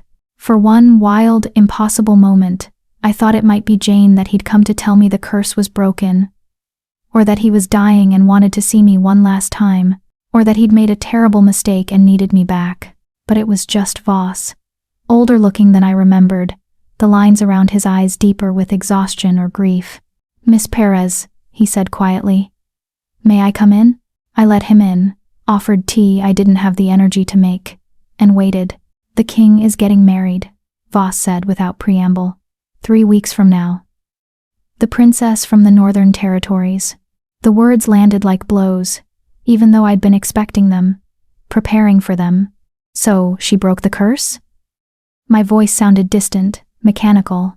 No, the curse remains, but she's agreed to marry him anyway, to become queen despite his condition. Voss's expression was carefully neutral. The king believes it's his duty to produce an heir before the curse claims him completely, to ensure the kingdom's stability. Of course, duty, responsibility, the things Jane valued above everything except, apparently, 2 stolen weeks with a broken omega. Why are you telling me this? Because the king asked me to. He wanted you to hear it from me, rather than through gossip or rumor. Voss pulled an envelope from his jacket. He also asked me to give you this. I took the envelope with shaking hands. My name was written on the front in Jane's distinctive handwriting, sharp and angular, like everything about him. Should I? I looked up at Voss. Should I read it now? That's your choice. But Miss Perez? His voice softened. The king is not well. The transformations have become daily now. Sometimes multiple times per day. He spends more time as the beast than as the man. The healers say he has months at most. And the princess knows this? She knows he's cursed and dying. She's chosen to marry him anyway, for the political alliance, and because she believes she can help ease his suffering. Voss stood. I should go. I have to return to the palace for the wedding preparations. Voss? I stopped him at the door. Is he happy? With her? The collector looked at me with such profound sadness that I almost regretted asking. The king hasn't been happy since you left, Miss Perez. The princess is kind and brave and dutiful, but she's not you. After he left, I sat alone in my perfect cottage, with the letter burning in my hands. I should have thrown it away, should have left it unread, should have protected myself from whatever words Jane had written. Instead, I opened it. Camila, I don't know if you'll read this. I wouldn't blame you if you threw it in the fire without opening it, but I need to say these things, even if you never hear them. I'm getting married. Not because I want to, but because the kingdom needs stability, and I'm running out of time to provide it. The princess is good, kind, everything a queen should be. She'll rule well after I'm gone. She's not you. I know that's cruel to write. Cruel to her, cruel to you, cruel to myself. But you asked me once to be honest, and I've tried to honor that even when honesty is a knife. The beast asks for you every night. He doesn't understand why you left, can't comprehend that I sent you away. He searches the chambers looking for you, and when he can't find you, he makes a sound that's half howl, half sob. It's the worst sound I've ever heard. The wolf is quieter about it. He just lies in the spot where you used to sit and refuses to move for hours. Like if he waits long enough, you'll come back. The man understands why you had to leave, knows it was right and necessary, and the only way to protect you. But understanding doesn't make it hurt less. I'm not writing this to make you come back. You deserve your freedom, your peace, your chance at a normal life. I'm writing because you should know that you mattered, that you still matter, that you'll matter even after I'm gone. You solved the riddle. You figured out what 347 other women couldn't understand. And even though solving it didn't break the curse, it broke something else. It broke through every wall I'd built around myself and showed me what it means to be truly known. Thank you for that. Thank you for 2 weeks of being chosen. Thank you for seeing the beast and not running. Thank you for making me want to live even when dying felt easier. I hope you find happiness, Camila. Real happiness. Not the hollow kind that looks good from the outside but feels empty within. I hope you find someone who deserves you, who sees you the way I saw you, who chooses you the way you chose me. And if you think of me sometimes, of us, of those 2 weeks in chambers that felt like forever, know that I'm thinking of you too. Every day, every transformation, every moment, until the curse finally claims me. Yours, even though I have no right to be. Jane. I read the letter 3 times. Then I walked to the fireplace, fully intending to burn it, to destroy this final connection before it destroyed me. But I couldn't. Instead, I folded it carefully and placed it in the box where I kept the few precious things I owned. The silver token Voss had given me that first day. A pressed flower from the meadow outside my window. And now this, a letter from a dying king who was marrying someone else but still thought of me. I should have been angry, should have felt betrayed or replaced or forgotten. Instead, I just felt empty. 3 weeks, Voss had said. 3 weeks until the wedding. I looked around my beautiful cottage with its books and comfort and perfect isolation. Then I looked at the letterbox, at the token that would grant me access to anywhere in the palace.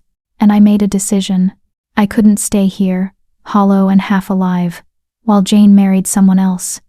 Couldn't spend the rest of my life wondering what I could have said or done differently. But I also couldn't disrupt his wedding, couldn't ruin his chance at stability for the kingdom, couldn't be selfish enough to demand he choose me over duty.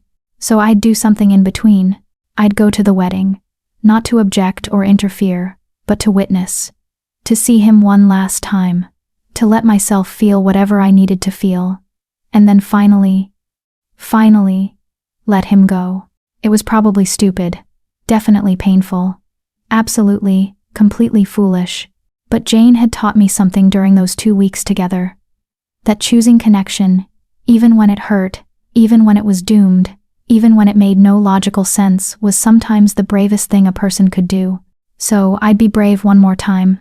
I'd go to the capital. I'd attend the wedding. I'd watch the cursed king marry his northern princess. And then I'd walk away for good, carrying the memory of 2 weeks when a broken Omega and a dying king chose each other despite every reason not to. 3 weeks. I had 3 weeks to prepare myself for goodbye. It didn't feel like nearly enough time. Chapter 8. The Promise Kept. The capital was more beautiful than I remembered. Or maybe it was just that I'd forgotten how to see beauty during my year of isolation. Either way, the city sparkled in the late afternoon sun as my hired carriage rolled through streets decorated for the royal wedding. Banners bearing the king's crest hung from every building, flower garlands draped across doorways. People crowded the squares, celebrating with music and food and the kind of desperate joy that comes from hoping your dying king might find happiness before the end. I dressed carefully for this, not in the simple gray dresses I'd worn in Millbrook, but in the one fine gown Voss had included in my supplies when I'd left deep green silk that made my eyes look brighter, my skin less pale. I'd braided my hair, worn the silver token on a chain around my neck, where it would be visible but not ostentatious. I wasn't here to hide. But I wasn't here to be seen either. I was here to witness, to say goodbye, to close this chapter of my life with something other than running away in the middle of the night. The palace grounds were even more crowded than the city streets. Nobles from every pack in the kingdom had gathered for the ceremony, along with foreign dignitaries I didn't recognize. I slipped through the crowds, just another face among hundreds, and made my way toward the great hall where the ceremony would take place. Guards stood at the entrance, checking invitations. I didn't have one, but I had something better, the silver token that marked me as someone who'd attempted the king's challenge. The guard's eyes widened when he saw it, then he stepped aside without a word. Inside, the great hall had been transformed.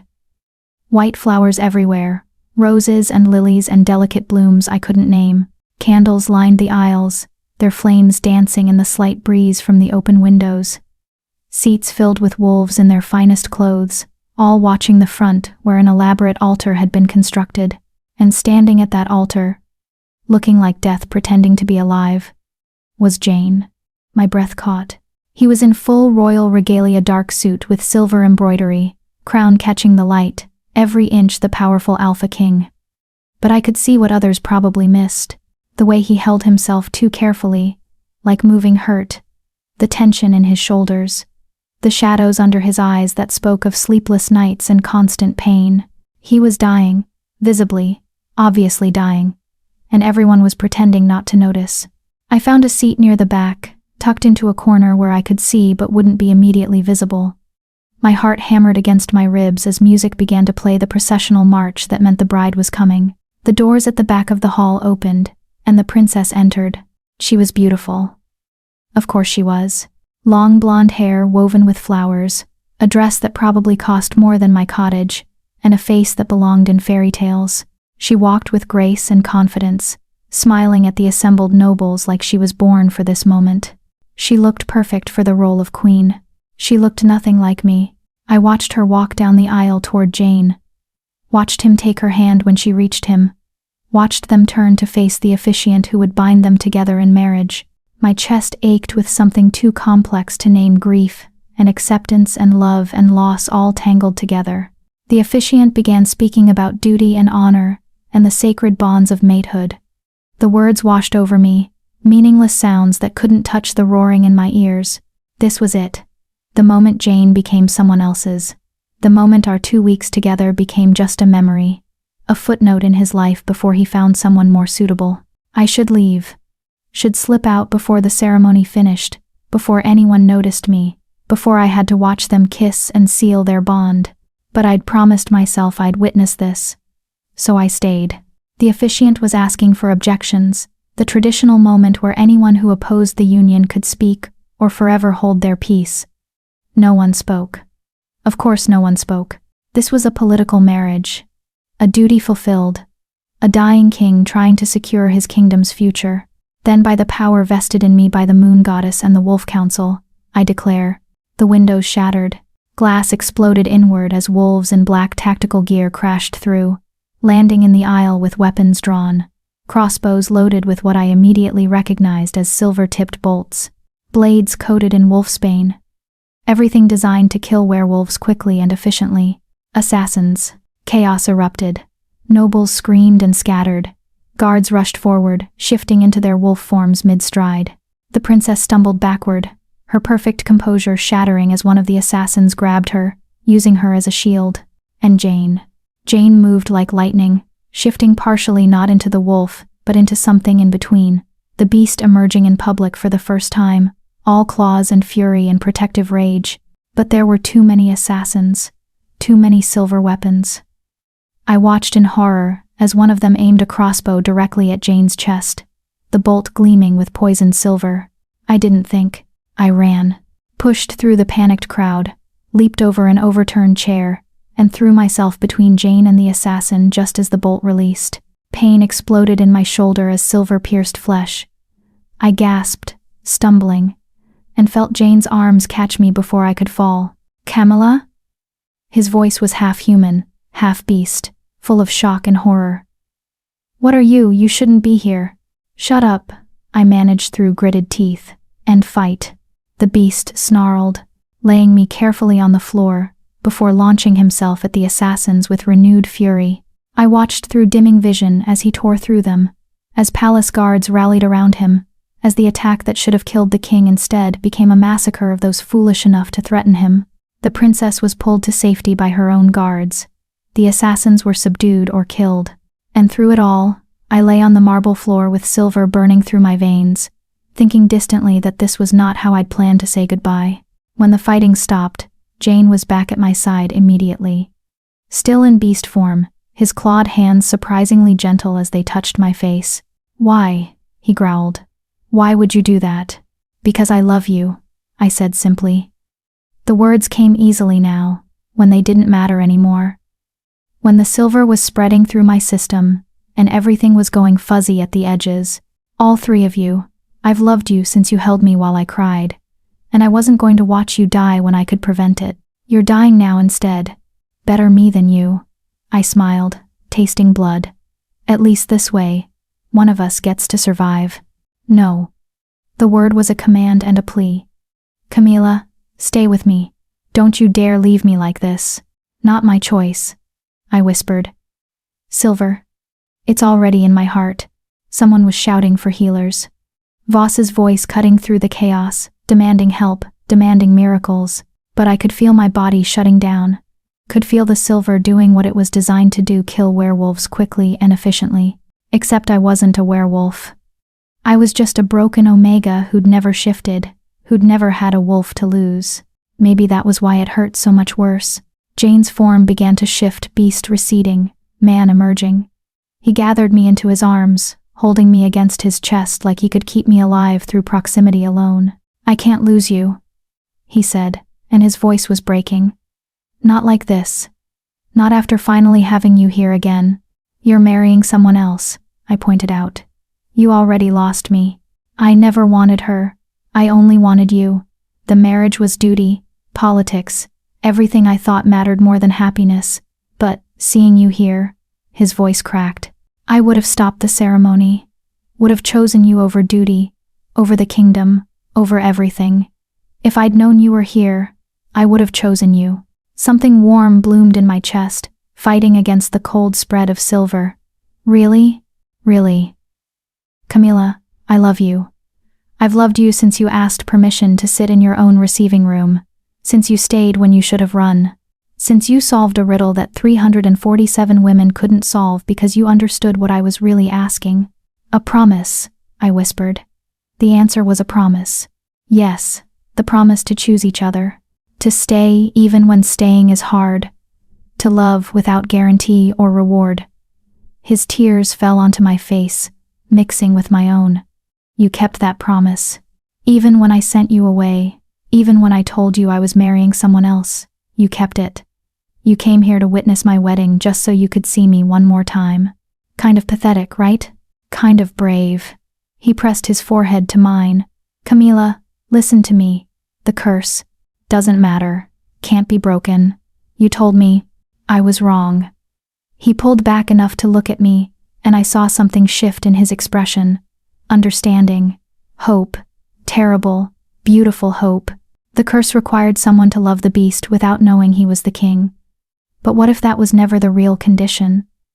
What if the real condition was for the king to choose love over duty, to choose vulnerability over control, to transform publicly, revealing what I am, because protecting you mattered more than protecting my secret? I tried to focus through the pain. What are you saying? I'm saying I just broke the curse. He laughed, the sound half sob. Not because you loved me, but because I loved you enough to stop hiding, enough to show everyone what I am if it meant saving you. The witch said I needed to learn what it felt like to be fragmented, to be monstrous while trying to be good, and I did. But the lesson wasn't about finding someone who could love all of me, it was about me accepting all of myself enough to stop performing. As he spoke, I felt something change. Felt warmth spreading through the chamber, like invisible chains breaking. Felt the air itself seem to lighten, as if some great weight had been lifted. The silver in my shoulder still hurt, but the cold spreading through my veins began to slow, then stop, then reverse. Jane, I managed. The curse is broken. Wonder filled his voice. Camila, the curse is broken. I can feel it. The three forms, they're not fighting anymore. They're just me. All of me. Together. Healers rushed forward then, surrounding us, pulling the silver bolt from my shoulder with professional efficiency.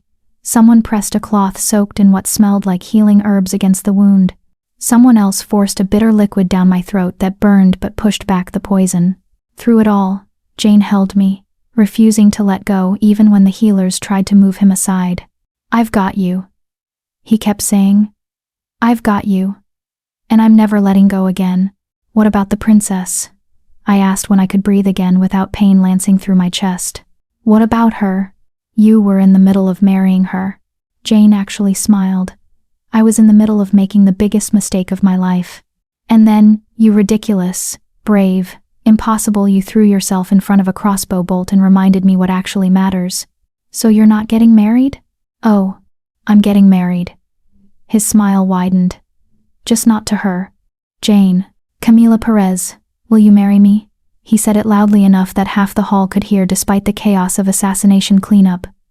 Not for duty or politics, or breaking curses. Just because I love you. Because you're brave and brilliant, and the only person who's ever seen all of me and chosen to stay.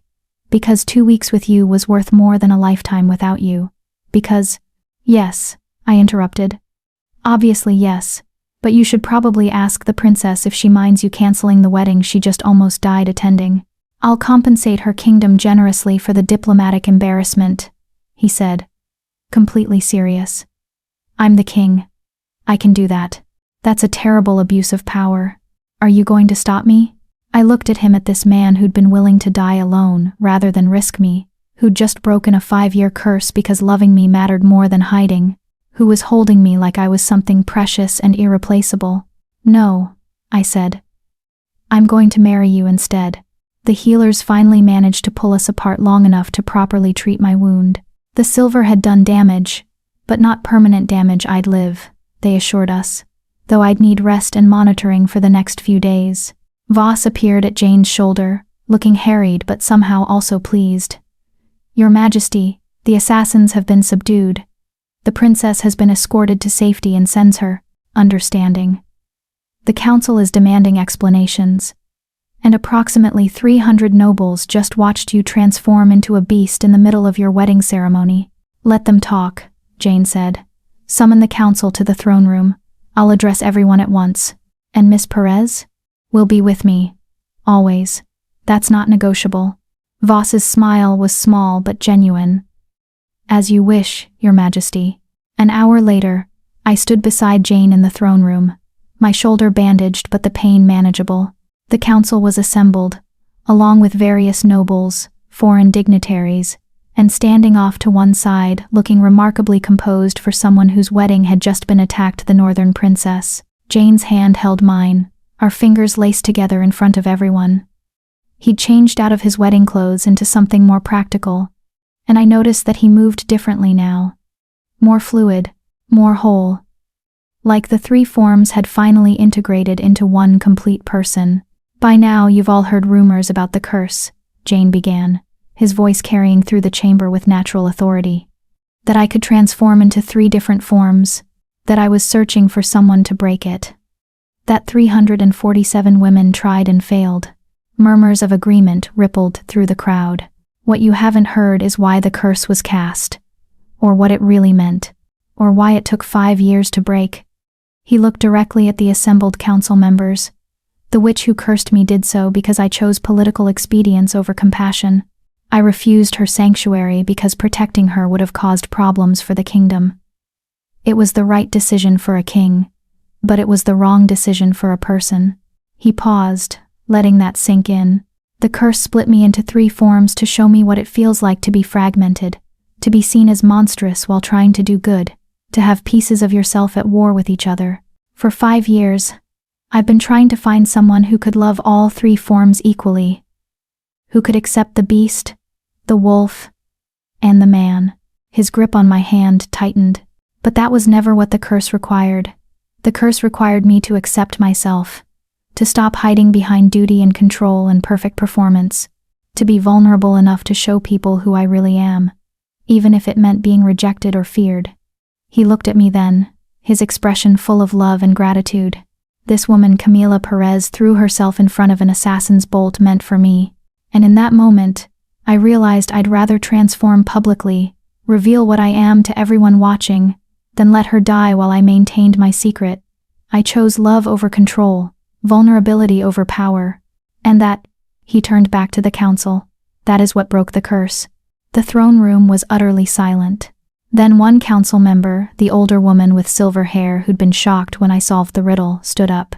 Are you saying, she began carefully, that the curse is broken? That you're no longer split into 3 forms? I'm saying I'm still capable of transforming into wolf and beast forms.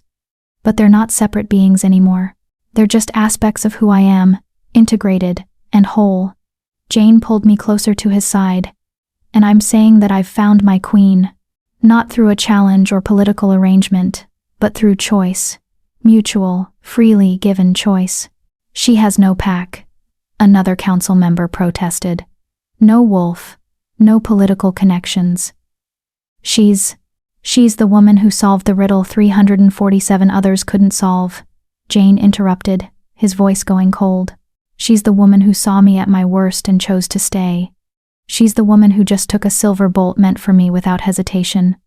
And she's the woman I love. If any of you have objections to her becoming queen, you can voice them now. But understand that objecting to her means objecting to me. We're a package deal. No one spoke. The northern princess stepped forward, drawing everyone's attention. She looked at Jane, then at me, then back to Jane. For what it's worth, she said clearly, I think you made the right choice, Your Majesty.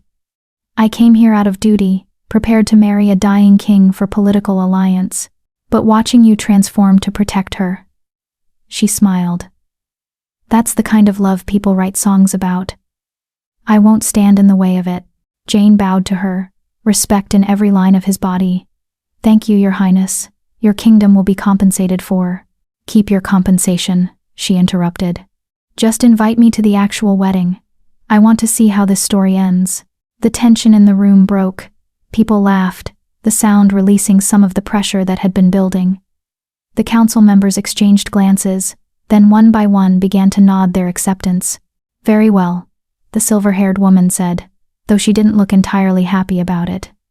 If the curse is broken, and the king has chosen his queen, then we will support this union, though I suggest we have a much shorter engagement period. The kingdom has been through enough drama. Agreed, Jane said. We'll marry within the month. Within the week, I corrected, surprising myself. Everyone looked at me. What? I said. I've already waited a year. I'm not waiting another month just because the council needs time to adjust. We'll marry when we're ready, which happens to be soon. Jane's smile was radiant. Within the week it is then.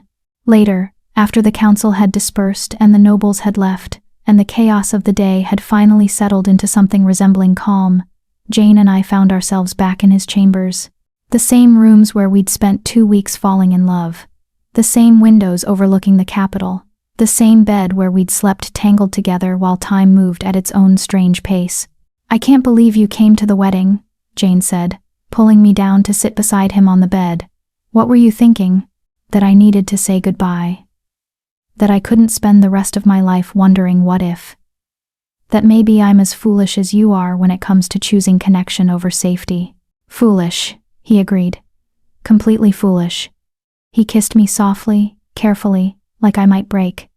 Thank you for being foolish. Thank you for loving me enough to break a curse. The curse broke because I finally understood the lesson. But Camila, he cupped my face in his hands. Even if the curse hadn't broken, even if I was still dying, I would have chosen you.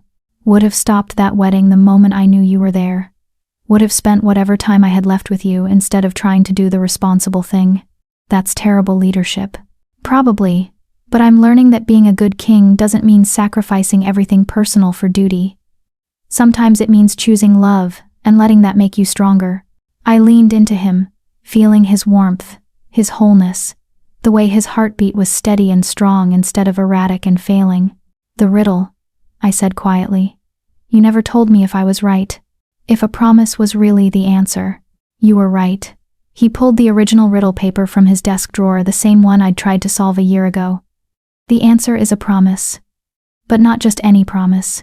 The promise to choose each other. To stay even when staying is hard. To love without guarantee of happily ever after. We kept that promise, I said. Even when you sent me away. Even when you were marrying someone else. We kept choosing each other. We did. He folded the paper and handed it to me. Keep this. As a reminder that some riddles can't be solved through logic. They have to be lived. I tucked the paper into my pocket, next to the silver token I'd been carrying for a year. What happens now? I asked. After we marry? Now we rule together, make decisions together. Try to build a kingdom that's less cruel to people who don't fit the standard mold. He smiled. And we fill that library with even more books. And we argue about poetry versus prose. And we let the wolf nap in sunshine while the beast asks uncomfortable questions. And we just live together. For as long as we get. That sounds perfect. It sounds terrifying, he corrected. But yes, also perfect. We sat together in comfortable silence, watching the city lights begin to sparkle as evening fell. Tomorrow, there would be wedding preparations and diplomatic smoothing and 100 responsibilities that came with being queen. But tonight, there was just this two people who'd chosen each other against all logic, all odds, all expectations. Jane? I said quietly. If someone asked you the question, why did you come? What would you answer now? He thought about that for a moment, then smiled. I'd say I came to learn that being whole doesn't mean being perfect. It means being brave enough to let someone see all your broken pieces and trusting they'll stay anyway. And did you learn that? I'm learning it. He pulled me closer, wrapping both arms around me. Every day. With you. We stayed like that as night fell completely, as the stars came out above the capital, as the impossible became real, and the broken became whole, and the curse that had taken 5 years to understand finally released its hold. And somewhere in the darkness, I could have sworn I heard 3 distinct voices, man, wolf, and beast, all saying the same thing. Thank you. Thank you for choosing us. Thank you for staying. Epilogue. The promise made whole. 6 months after the wedding that almost wasn't, I stood in the royal library, my library, though I still had trouble thinking of it that way, sorting through a collection of newly acquired texts on magical theory. The morning sun streamed through the windows, painting everything in shades of gold and amber. "You're doing it again," Jane's voice came from the doorway. I looked up to find him leaning against the frame, arms crossed, a smile playing at his lips. He wore simple clothes today, just a shirt and trousers, no crown, no formal regalia. We'd learned quickly that being king and queen didn't mean performing royalty every moment of every day. Doing what? That thing where you forget you're allowed to be here, where you look around like someone's going to tell you this is all a mistake and send you back to that cottage in Millbrook. He crossed the room to pull me into his arms. "This is your library, your palace, your home. You're allowed to be here." I leaned into him, breathing in the scent that had become as familiar as my own. Old habits. They take time to break. We have time now. He pressed a kiss to the top of my head. All the time we need. It was true. The curse breaking hadn't just healed Jane, it had given us a future we'd both stopped believing in. The healers confirmed that his body was no longer deteriorating, that the constant transformations had stabilized into something natural rather than destructive. He could shift between forms now whenever he wanted. The wolf and beast and man all working in harmony instead of fighting for dominance. The kingdom had adjusted to having a queen who couldn't shift, who had no pack name, who'd solved an impossible riddle and married their king in a ceremony that happened 3 days after assassins tried to kill them both. Some nobles still whispered, but they whispered respectfully now, especially after I'd helped negotiate a trade agreement with the Eastern Territories that brought prosperity to half the kingdom. Turned out that being underestimated your whole life made you excellent at seeing opportunities others missed. "The council wants to discuss expanding the education programs to rural packs," Jane said, still holding me. "They think your idea about teaching all children to read, not just the ones from noble families, might actually work." Of course it will work. Literacy isn't a luxury, it's a necessity. See, this is why they're terrified of you. You make sense, and they can't argue without looking foolish. I laughed against his chest. "Is that your diplomatic way of saying I'm difficult?" "You're perfect. They're just learning to keep up." We stood like that for a moment, wrapped in each other and the quiet peace of the library. These were my favorite moments. Not the grand state dinners or formal ceremonies, but the small, stolen pockets of time where we could just be Camila and Jane instead of queen and king. "Your father sent another letter," Jane said quietly. I tensed. "And he wants to visit. To apologize, he says. To see how you're doing." Garrett Perez had been sending letters for months now, ever since news of my marriage spread. Suddenly the daughter he'd called expendable was worth knowing. The Omega he'd traded for debt forgiveness was someone he wanted to claim. "What do you think I should do?" I asked. "I think that's entirely your decision. If you want to see him, I'll support you. If you want to burn his letters without reading them, I'll support that too. If you want to invite him here just to tell him exactly what you think of him in front of the entire court," Jane grinned. "I'll absolutely support that and probably enjoy watching." I considered it. Part of me wanted that closure, that chance to show him what he'd thrown away, but a larger part knew that I didn't need his validation anymore, didn't need him to see my worth for it to exist. "I'll write back," I decided. Thank him for his interest. Wish him well. And politely decline the visit. Because the best revenge isn't showing him what I've become. It's living so fully that I forget to care what he thinks. I pulled back enough to look at Jane. He doesn't get to be part of this, of us. He made his choice, and I'm making mine. Pride shone in Jane's eyes. "Have I mentioned recently that you're extraordinary?" "Not in the last hour." I was starting to worry. He kissed me, then soft and sweet and full of promise. When we broke apart, I saw the wolf flickering behind his eyes, playful and content. "Later," I told him firmly. "We have a council meeting in an hour, and I need to review the education proposal." The wolf doesn't care about council meetings. The wolf can wait. Jane laughed, the sound rich and unguarded. Fine. But tonight I'm all yours, all three of yours. That evening, after the council meeting where we'd successfully argued for universal education, much to several nobles' dismay, I found myself back in our private chambers. Jane was already there, transformed into his wolf form, and sprawled across the bed like he owned it. Which, technically, he did. I changed into comfortable clothes, one of Jane's old shirts and soft leggings, and climbed onto the bed beside him. The wolf immediately rolled over, demanding belly rubs with the shamelessness of a creature who knew exactly how much he was loved. "You're ridiculous," I told him, obliging anyway. He made a sound that was half growl, half purr, his tail thumping against the mattress. This had become our routine. Mornings were for the man for ruling and making decisions, and being the king and queen the kingdom needed. Afternoons were split between both forms, depending on what was required. But evenings belonged to the wolf and the beast, the parts of Jane that craved connection and presence more than words. As I scratched behind his ears, I thought about how far we'd both come, from the broken Omega who'd stood in that receiving room expecting to fail, to the queen who'd just convinced an entire council to invest in rural education, from the cursed king fragmenting under the weight of his forms, to the whole man who could shift between them with ease. We'd saved each other. Not in the dramatic, fairy tale way where love conquers all and problems disappear, but in the quiet, daily way where choosing to stay became its own kind of magic. The wolf shifted, transforming slowly into the beast. He pulled me against his chest, his clawed hands gentle despite their size, and rumbled contentedly. "Happy?" his rough voice asked. "Yes," I said honestly. "Are you?" "Finally. After 5 years of searching, I'm finally whole.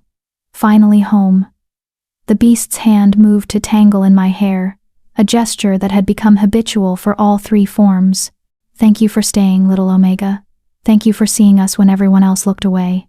Thank you for holding me when I cried. For giving me a library. For choosing me over duty." I pressed my hand over where his heart beat strong and steady. "Thank you for keeping the promise we never had to speak out loud." We stayed like that until the beast transformed back into the man, and Jane pulled me under the covers with him, our bodies fitting together like they'd been designed for this exact purpose. "I love you," he murmured against my hair. "I love you too, all three of you. We're not three anymore, just one very lucky king who found his queen." I smiled into the darkness. "Lucky Omega who found her home." "Both," Jane decided. "We're both lucky." And as sleep pulled me under, wrapped in warmth and safety and love, I thought about the riddle one last time. I am given freely but cannot be taken. I am broken by speaking and kept by silence. I bind without chains and free without keys. A promise. The promise we'd made to each other without words. The promise we kept every day through choice and presence, and showing up even when it was hard. The promise that had broken a curse and healed 2 broken souls and built something new from the fragments of what we'd been before. Some riddles, I'd learned, couldn't be solved through logic or research, or trying to figure out the right answer. Some riddles had to be lived, had to be chosen, had to be made real through actions instead of words. And some promises, the ones worth keeping, were the ones you never had to speak out loud at all. Thank you for experiencing Camila and Jane's journey.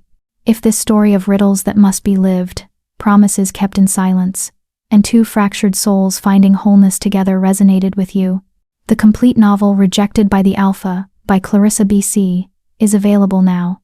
This is a glow-up revenge romance about an Omega who couldn't shift, finding her power. A cursed king learning to be whole. Love that chooses presence over perfection. The promise that saves them both. Sometimes the person who can save you is the one who understands what it means to be broken and chooses to stand anyway. Available now because some stories deserve to be lived, not just read. Link in the description.